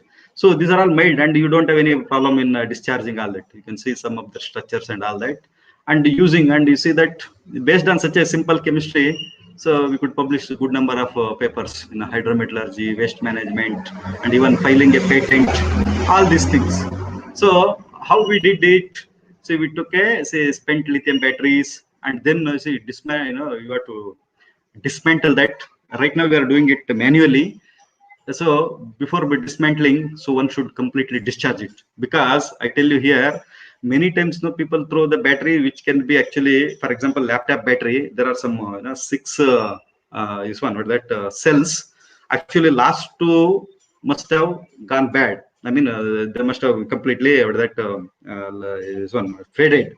But other in center of this, 4 batteries are still working good, say with the 80 and 90%. But many people know, they think that the battery has gone and they throw it. So it is actually, some people know, I have seen because when I started working this one, I met our students went to meet certain that scrap dealers and all that, because we wanted these batteries in large quantities. So at that time we came to know that some people are even that taking that spent battery from laptop and they're just replacing that again, selling back. Okay, so that means you see many of these batteries have still a lot of charges in that. It is therefore one should be very careful in dismantling. So we have to discharge it. So we discharge like this, but now recently we developed a very better chemical method of discharging the bulk quantities of batteries. It is possible. At a stretch, I can dip in certain solvent and I can discharge it. So that technique has been developed now. Now we see that, and then we dismantle. So I just show in a typical case. We have for example, this lithium cobalt oxide, which is or that coated on this aluminum foil, and graphite on this copper foil, and in between there is the Nephron. So this separation membrane is there. All that. Now our interest is to take out this, and we just treat, because it is also treated this material has got a binding agent. While coating this, that such a binding agent is required. Some organic binding agents, PVDF, etc. is there. So that right now we are burning off by keeping it in high temperature furnace. Then we take this material and we do for that simple characterization like XRD, elemental composition, all that is required for our regular say R&D purpose. So likewise, we have treated this that spent laptop lithium-ion batteries. You see that this is how you can discharge and then take out all these things. Okay. Well, finally, we subjected such a material, say lithium cobalt oxide, in a chemical treatment, say dissolution in citric acid, ascorbic acid mixtures and all that. It's a conventional dissolution. During dissolution, we also studied the dissolution kinetics, how this lithium is released, cobalt is released, what is their dissolution kinetics. So likewise, we study and also look at how they complex it. This is from chemistry viewpoint, because we also need all this data for our publications, etc. Then finally, see the lithium and cobalt were able to separate it very perfectly. That lithium as a lithium oxalate, cobalt as cobalt oxalate, lithium as a lithium carbonate. So we are able to separate it and find, and all these characterizations have been made. And also that is about the reductive dissolutions. We also do something called oxidative dissolution. We take that material and we subject it for a mild oxidizing agent like some bromine water. Of course, bromine water is toxic, but we have made some kind of it is possible to contain that. So whatever the bromine, we are in the cold trap, we are able to contain that. And then, you just treat that. So there you see that, for example, in the case of oxidative treatment, see this lithium cobalt oxide, this is again a kind of a layered material. So see between the cobalt, you have this one, or that lithium between those layers. And now see all this lithium is coming as a lithium bromide, and then this cobalt oxide, that's the residual oxide, which is solid. This is a liquid. So this solid can be easily separated, but this solid automatically in that aqueous medium, it automatically get transformed to cobalt oxyhydroxide. Okay, so as we checked from XRD and other characterization techniques. So this lithium bromide again, we distill it and all, we take it as a, it convert into a, taking out the bromine and then so remaining as a this lithium as lithium hydroxide, that we again precipitate as a lithium carbonate. So, and also as oxalate. In fact, you need not have this one. We can also simply purge carbon dioxide, gas, and then we can get a lithium carbonate. And also we do several adsorption of this lithium on varieties of nanomaterials. Okay. So like this, all this characterization, I don't have to go all these details. So like, this conventional XRD, FTR, thermal methods. And finally, we also prepare this battery-based material. So lithium cobalt oxide from these precursors, whatever we got now, the recycled precursors. So again, we take that stoichiometric quantity and get back this lithium, and this again put it in the cell, and it is being studied, and to prove that it is again regenerated. Okay. In fact, recently again we published some kind of a rapid dissolution of these materials under mild organic acids under microwave radiation. So it is accepted, it is published in Journal of Environmental Management with a good impact factor. So likewise, and furthermore, we have been doing varieties of new strategies to develop the excellent dissolution methods and all that. In fact, we have extended this particular technology for treating many other waste, including, so we treat this phosphorus in the CFL bulbs, and we also take out the rare earth materials, gold, europium, etc. From the printed circuit board. So this kind of work is being carried out in my research group. So this how it goes on, something like that. I think I showed. And yeah, further moving further, say I'm also I spent enough time working on this nuclear waste management. See, I will go to that conventional waste management other things later. So here you see this nuclear waste management is very interesting. So here also it is possible to recover some of the valuable materials. Okay, for instance, all that recent, here we know that lithium is there, cobalt is there, and all that. See, if you go to nuclear waste, you have a many, see, very useful materials. Okay, For example, you see, you are, nuclear waste, for example, this uranium or the plutonium. So in our India, mainly now it is a uranium oxide, which is used as a nuclear fuel. It is in the form of a pellets, nuclear uranium oxide, uranium dioxide pellets and all that. It is a fuel bundles burnt in the different reactors. It may be a boiling water reactor, PHWRs. In India, we mainly have a PHWRs, pressurized high water reactors, and recently VVR type in Kudankulam, etc. Well, so when that spent fuel is burnt and all that, you all that know that nuclear reactions, the element is different and the products will be different elements. There are hundreds of different elements formed in the nuclear waste. I mean, due to that irradiation of neutrons, isn't it? So you are converting that to nuclear reactions. So neutrons are being absorbed by the nucleus of your say fuel. Then it is getting converted into various product nuclei. So parent to this product. Therefore, if you look at that, it is quite possible. So wherever you are interested, certain elements, it is possible to pick. Of course, they are radioactive, but certain things we have a very lower half-life and all that. So, and also certain nuclear medicines, they can be used and all that. I think these slides contains a lot of other nuclear issues. So let's not bother about all this, because I prepared these slides for some other purpose also. I used these slides. Okay. So we have all this in India. Mainly we have a PHWR type, except to 2 BWR at Tarapur. Okay. Well, see here, what I'm focusing is, we have developed materials how to pick this what is that molybdenum. So molybdenum is one of the fission product in the nuclear waste, high level nuclear waste. Okay, so there molybdenum is one of the fission product, and molybdenum you can convert that molybdenum before its formation that from technetium to molybdenum. It is, and molybdenum has a lot of other usages. It can be used in varieties of all this steel formation, etc. Molybdenum is also very precious. Therefore, actually our intention was something different. Now I am just trying to tell you how this is also possible. Okay, so our why we removed molybdenum originally was different. That is, when if molybdenum is present in high level nuclear waste, molybdenum prevents the formation of this vitrified waste. Vitrified is a glass formation. That is, a high level nuclear waste is evaporated because the spent fuel comes from the reactor and we dissolve it in nitric acid or something. Then we make a high level liquid waste that you evaporate and mix with the borosilicate glass, and we make a this kind of a vitrified waste. Again, there is this called for a geological disposal. This is their engineered barrier systems. You have a vitrified waste, surrounding that there is a carbon steel or this thing, and then you have this kind of a buffer material like a clay materials, and then the whole thing is will be placed in a host rock or kind of a this thing, cement tunnels, etc. Well, so these don't bother much, but here see molybdenum can destroy, or it can make a destabilize this vitrified or the glass structure of the nuclear waste. That was the original thinking. But by taking that molybdenum, we have got varieties of other applications.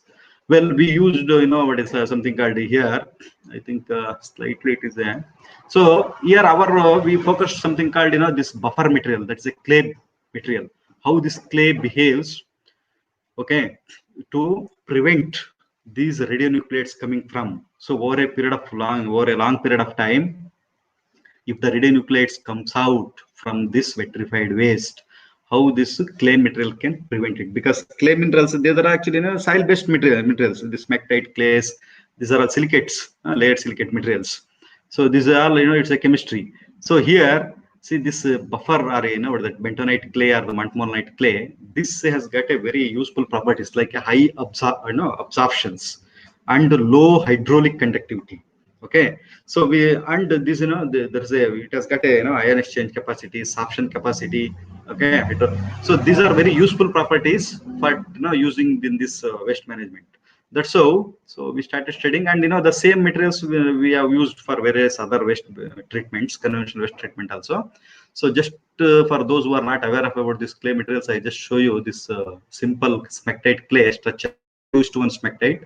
2:1 means 2 tetrahedral and 1 octahedral sheet. 2 tetrahedral silica, 1 octahedral magnesium. and all those things. One second. Yeah. So therefore, you see that, and then between that, because this whole layer has got a kind of a negative charge. So in order to compensate such a layer charge, there will be a interlayer, what that between the layers. This is called basal spacing or the interlayer. So there will be exchangeable cations.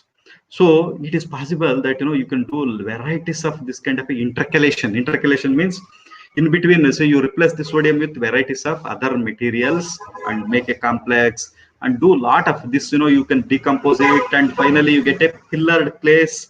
And by doing that intercalation and pillaring of these clay materials, they are very good adsorbents. Okay, and catalyst, they act as a solid acid catalysts. So that can be used for various our waste management and the environmental waste treatment, etc. Okay, so well,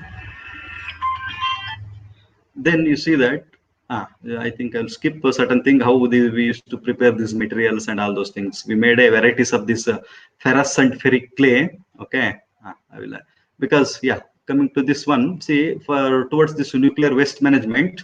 So we made a kind of a different clay materials, ferrous and ferric, because these are the possible alteration of this clay, because originally clay is present in the form of a sodium clay, and because there is a surrounding, there is a iron clay, it can convert that clay into ferrous or ferric clay. So that we wanted to study how this diffusion of radionuclides takes place. You see that the clay mineral was, it is a very huge work. So these clay minerals are compacted to very high dry density as that of in the actual nuclear waste management. Okay, so in the geological waste management, so this the to this extent it is being compacted. So we compact it and then we water saturate it and then treat for water saturation for months together. Then you apply some radionuclides, something like this, okay, which are relevant to our waste management, nuclear waste management. Then you keep that and you study the diffusion, how these radionuclides diffuse through this clay barrier. This is actually a clay barrier, okay, and to studying these apparent diffusion coefficients. Okay, these are how this clay mineral can retard or how it can stop this migration of radionuclides. Okay, so here is a typical case. Sodium is a cationic type. This is a tritium as a neutral, chloride as an anion. So in fact, apart from that, we have studied varieties of other like cesium, europium-3 recently. All they are published.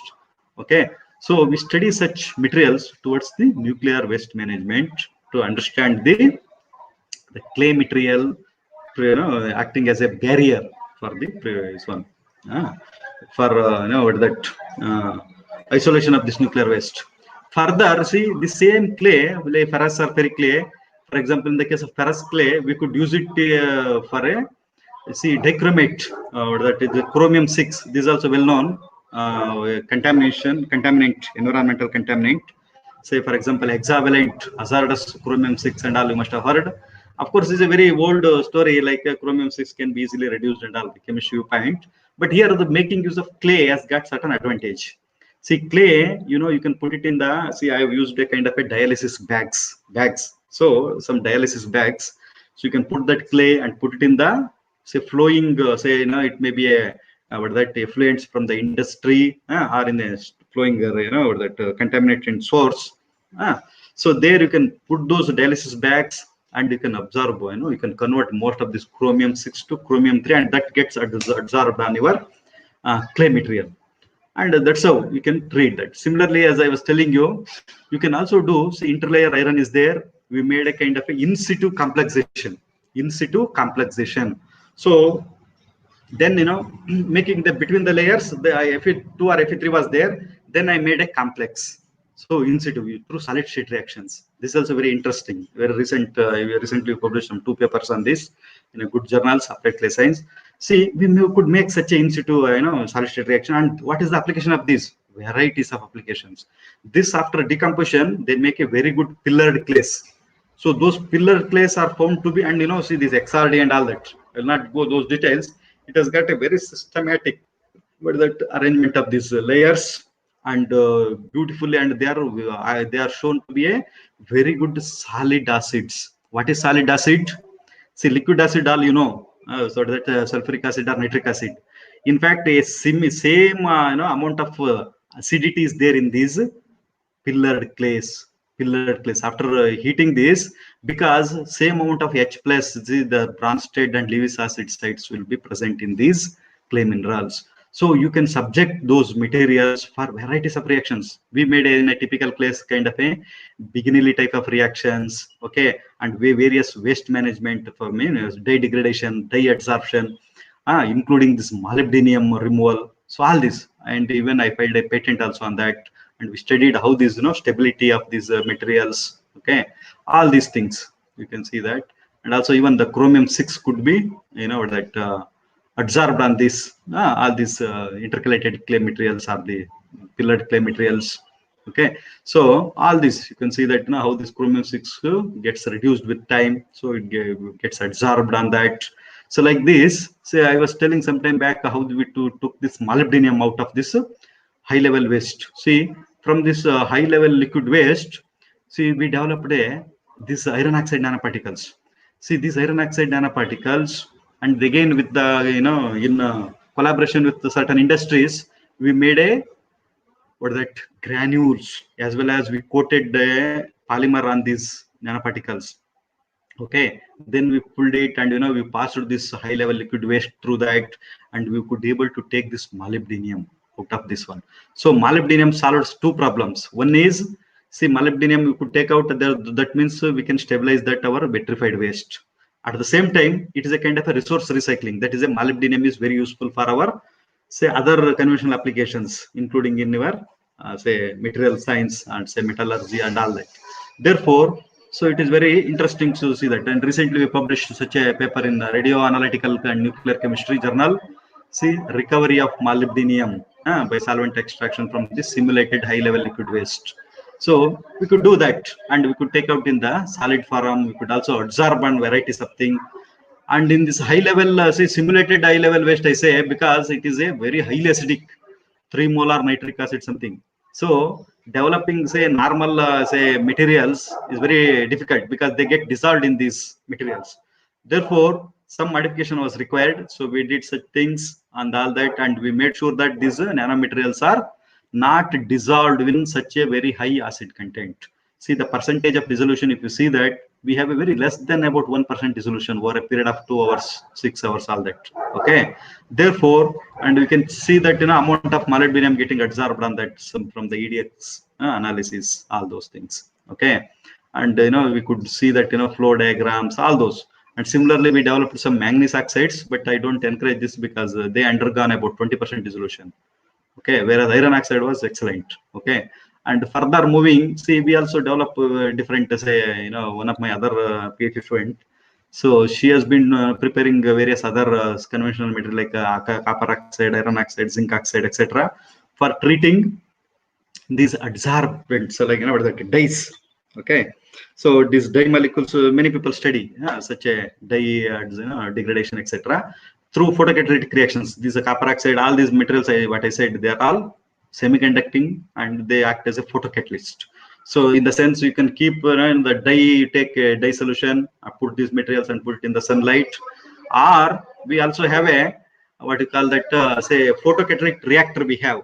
So in my laboratory, we have a both UV lamp and visible lamp, and we can subject it for different irradiation time. So then we can study those photocatalytic degradation. So like this, say for example, in the case of this methylene blue degradation using copper cuprous oxide nanoparticles. Similarly, we also studied something called rose bengal dye degradation using iron nanoparticles. Okay, I just show you some of this, that rose bengal degradation. These are very conventional. I think in any laboratory, many of these chemists usually study. Say when where the blank the dye was not degrading. So whereas in presence of this catalyst, so in sunlight or in the photocatalytic reactor using UV irradiation, and also we have looked at the degradation products using LCMS. So that is a so this one. You can see the various, but the ultimate degradation should have been the CO2, H2O, and all this kind of thing. But unfortunately, In all these cases, we found that the degradation products are also again a toxic materials. Only we see that color change. Nevertheless, it has not undergone into a complete degradation or making a very safe molecules were not formed. Okay, that means still there is a scope to develop very good degradation product, that catalyst.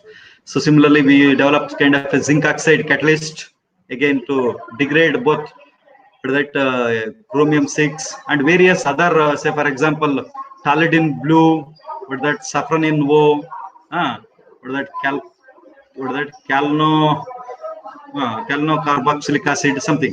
All these dyes were subjected for degradation. So similarly, you see that these are again used for the rhodamine B, rose Bengal, methylene blue. All these degradations were done with that. Okay, this is all about the waste management issue. So that means I focused only on resource recycling of this lithium-ion battery. I mean the lithium and cobalt from this spent batteries. I think you have a disturbance from the surrounding here. 1 second.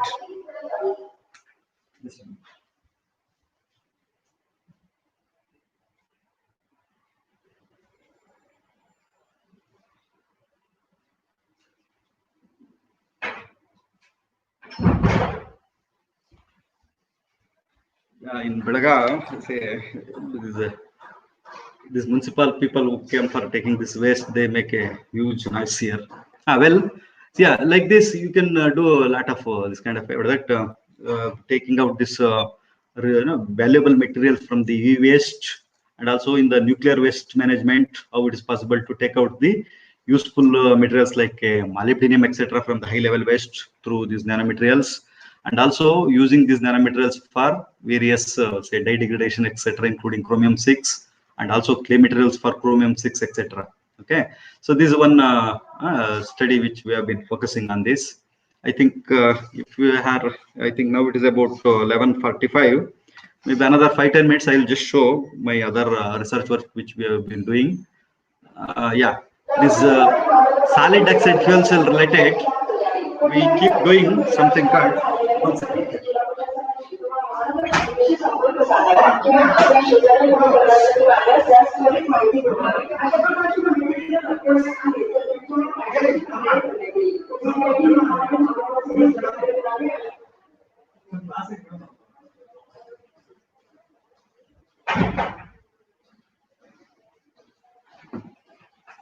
Yeah. So yeah, here see in the fuel cell, we also work on this kind of thing. Here, the fuel cell, how it works, you all know that this hydrogen is purged on the anode side, wherein H2 gas gets split to 2H plus 2 electrons based on the catalyst, because platinum or the nickel is coated on this thing on this anode. So this side usually we have this kind of perovskites, or even the simple what is that, perovskite materials and other this thing. So here you see that the hydrogen gets split, and here see the 2H plus 2 electrons. So 2H is formed here. The 2 electrons are flowing through this external circuit, coming to this anode side, wherein we purge oxygen. So oxygen plus 2 electron oxide ion is formed. Now you see you have a oxide ion. Oxide ion means oxygen 2 minus. That should come towards the anode for the completion of this particular cycle. Okay. Therefore, you need to develop these electrolytes, which are solid oxide electrolytes. This is not a simple say conducting. This is oxide ion conducting electrolytes are required. Oxide ion conducting. Alternatively, the H plus 2H plus formed can also go through this. So for that is a, in the case of polymer electrolyte fuel cells, we do such a H plus forming that is works at low temperature. So that fuels are different and all that. This is a high temperature solid oxide fuel cell. So here is the, see, these electrolytes conventionally used are yttria, stabilized zirconia, all those things. So what we started doing is we try to develop, because the Syria, what is that zirconia, yttria stabilized zirconia is yttrium doped zirconia. Zirconia means ZrO2, wherein yttrium 3 plus is doped. So thereby it creates a oxide ion vacancy. So in that oxide ion vacancy, oxygen ions, that is a oxygen 2 minus ions, can easily move through. Therefore, we have this we have to develop this oxide. but this yttria stabilized zirconia works at very high temperature, say more than 1000 degrees centigrade. Now there is a lot of scope to develop the intermediate temperature, these electrolytes. So in this connection, we developed the Syria based, wherein we doped varieties of these the lanthanides. You see that yttrium, gadolinium, samarium, neodymium, lanthanum, different. So by doing that, we could develop the very good oxide ion conductors. Oxide ion conductors.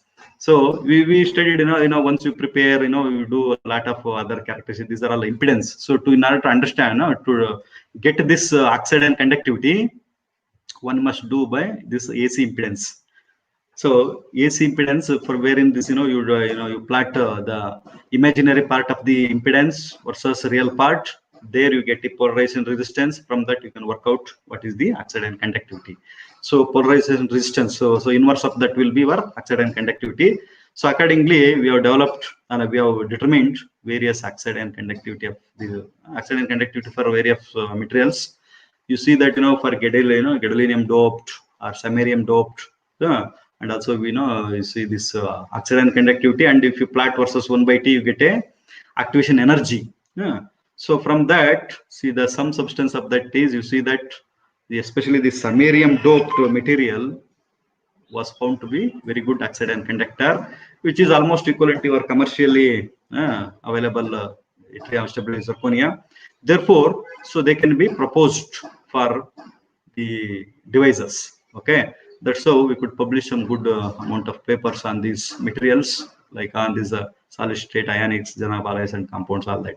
In fact, I also have kind of a collaboration with the Japanese group on these fuel cells and other nanomaterials and all that. I keep visiting that.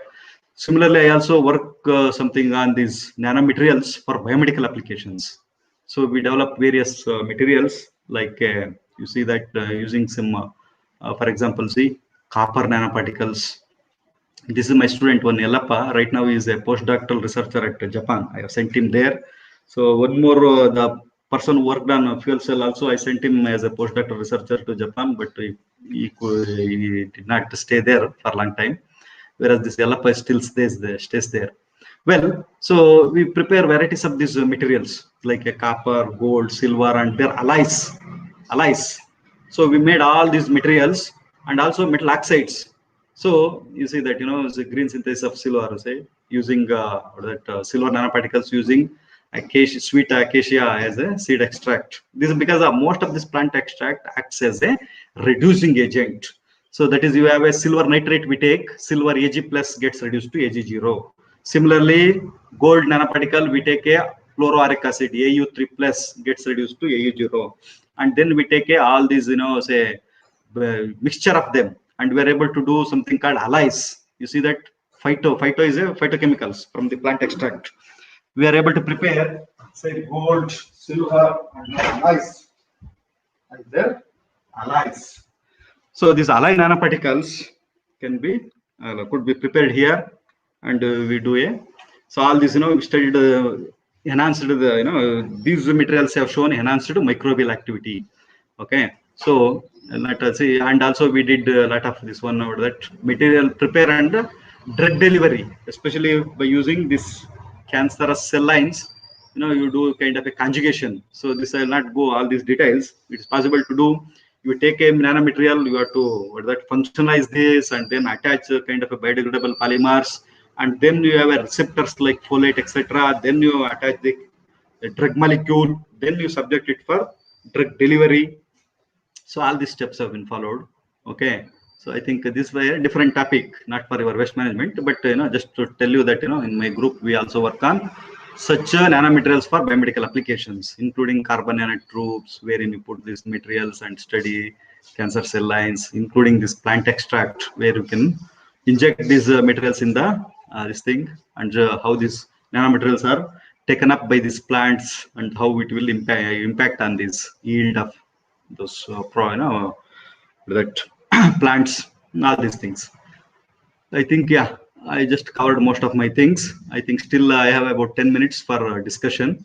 So I think some of you are interested, you can go ahead for this one. Let me finally, I would like to thank all my research scholars because of them, I am able to present here. So because of course, a lot of earlier I used to work at BRC during my PhD and postdoc for some time. I worked at ISC. Some of this data, is gathered from all these laboratories and Guamp University, Ranichanam University, and also at Japan, where I worked at Hokkaido University, Iwate University, and University of Tokyo. So let me thank all of them and also organizations. That's how I am just able to focus with this kind of a multidisciplinary research field and continuing with this material for this energy devices like fuel cells, lithium battery, etc., environmental and also biomedical applications. So let me thank one and all. So for this opportunity, I hope participants and the organizers, if they have certain questions or clarifications, I'll be happy to interact with them. Thank Thank you. you, sir. Yes, sir. Thank you very much, sir, for your wonderful presentation. Given a nice introduction about the nanomaterials, nanotechnology, synthesis methods and all, especially the extraction of lithium from the lithium battery wastes and all. Finally, Yes, yes. the nuclear waste, so and so. Yes. In fact, we have these solid oxide fuel cells, lithium cells, and all those things in our curriculum. Our faculty of the VTU are very much clear about their working principles and all. Anyhow, Okay. I am very much thankful to your nice presentation, sir. You have made use of the full time given to you. One or two questions by the participants. I have just forwarded to your WhatsApp, sir. Could you? Okay. I just see. yeah. Yeah. I think in between there are a number of these things. The phone call, because I have connected by internet through my this thing. No problem. Thank you very much for okay. Existing energy scenario, whatever we are using batteries, secondary battery replace those batteries. Same thing happened with the electric bulbs. However, the loads of e-waste is too high. Is there any possibility to convert those used lithium batteries as well as other e-waste through your approach? How nanomaterials help in reducing waste? Yes. So here, see, we cannot convert everything. See, is there a possibility to convert these used lithium batteries? The used lithium battery you cannot directly convert as of now. Only thing is you can extract all this and you can replace. But I am because now these materials have to be reconstructed. So that is the only right now known know-how technology. That is, as I said, these active materials you can take. In this lithium battery, this cathode material is very active material. So anode is anyway graphite. Okay, of course, modified graphites are being used now. But this cathode material, yes, it is possible to do that. Now we are doing this chemical treatment, and now there is another way of that I am not going to talk right now. So there is it is possible to do kind of a direct change. I mean, you can directly do it without even completely dissolving that. Without even dissolving, it is possible to regenerate. Okay, so that I have started recently. So if you still want, I can tell something called relithiation. Okay, so relithiation. I think if at all I just submitted on paper, if it comes out, it will be my first paper to talk something called that. So relithiation. So until it was published, I don't want to disclose all that. So that is possible. Okay. And other waste, especially all these, this waste once it is done, because you have to say dismantle and recover those valuable metals, and it is possible to reconstruct. That is the only, because in our own case we have made lithium cobalt oxide. Again we have tested, we have put it in a coin cell battery, and now this is being tested at VTU in my friend laboratory, Dr. Dinesh Rangappa. So, and also one SIT one Dr. Nagaraj is there, so he is coordinating that to check the this new material. I mean the material prepared with the recovered precursors. Yeah. Any other questions? Can we upscale your idea at large scale? Experimental is different from execution. I agree with that, sir. So this one, actually, recently I got one project from VGST, that is a CSEM.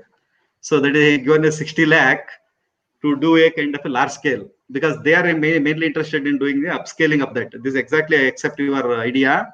I mean, your suggestion that, lab scale is different, and when it comes to this one, that's where we require a technology.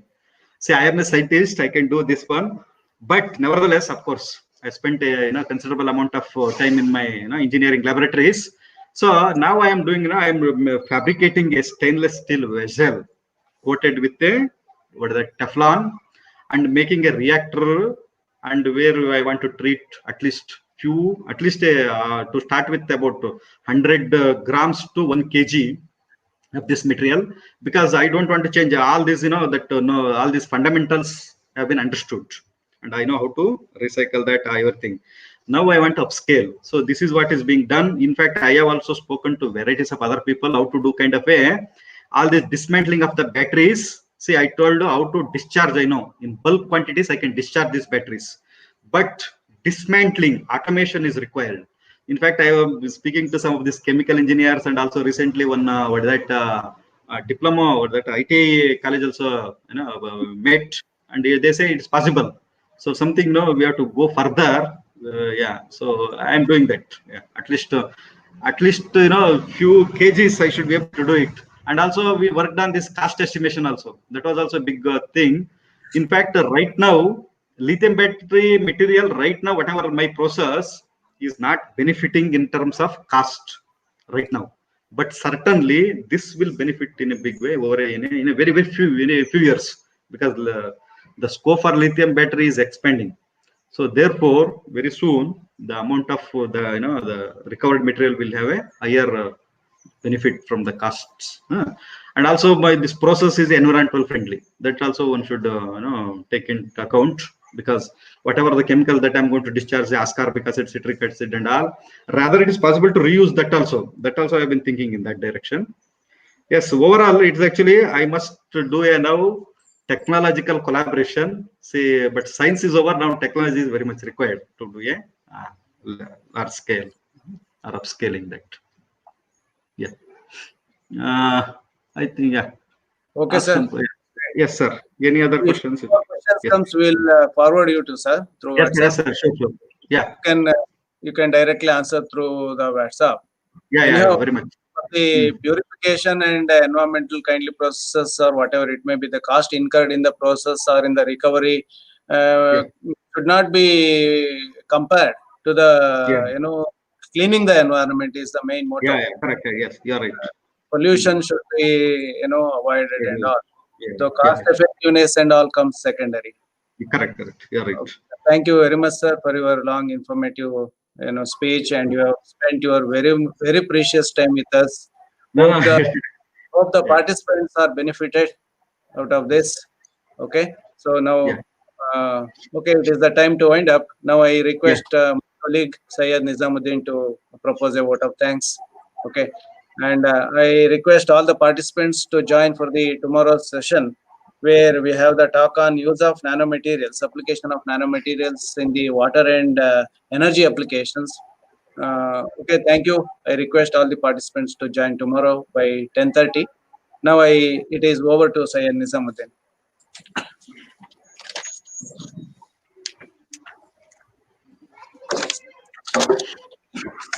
Good afternoon, sir. So myself, Syed Nizamuddin, Assistant Professor, Department of Chemistry. So on behalf of EIT, Department of Chemistry, and all participants, and on my own behalf, I extend a hearty thanks to Professor Jayappa Manjuna sir, Chairman, Department of Chemistry, Rani Chennamma University, Belagavi, for sparing your precious time with us and sharing your knowledge, experience, and your innovative ideas with us. And once again, thanks for your highly informative and valuable talk on applications of nanotechnology in resource recycling and environmental waste management. Thank you, sir. Thank you, one and all. So tomorrow's session, thank you, Principal Sir. So tomorrow's session is by Dr. H.P. Muralidhar, Associate Professor, Center of Incubation, Innovation, Research and Consultancy, Jyoti Institute of Technology, Bangalore, on nanomaterials for water and energy applications. So I kindly request all the participants to log in tomorrow by 10:30. Thank you, sir.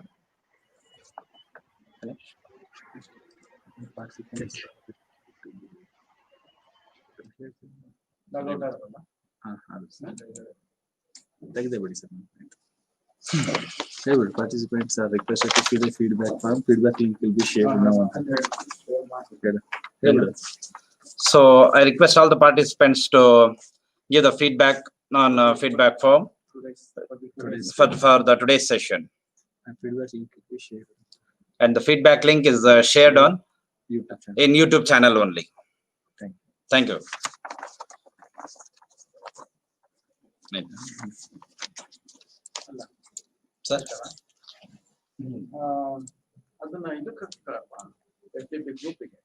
ಇದು 60 ಜನ ಅಷ್ಟೇ ಕೊಡ್ತೇವೆ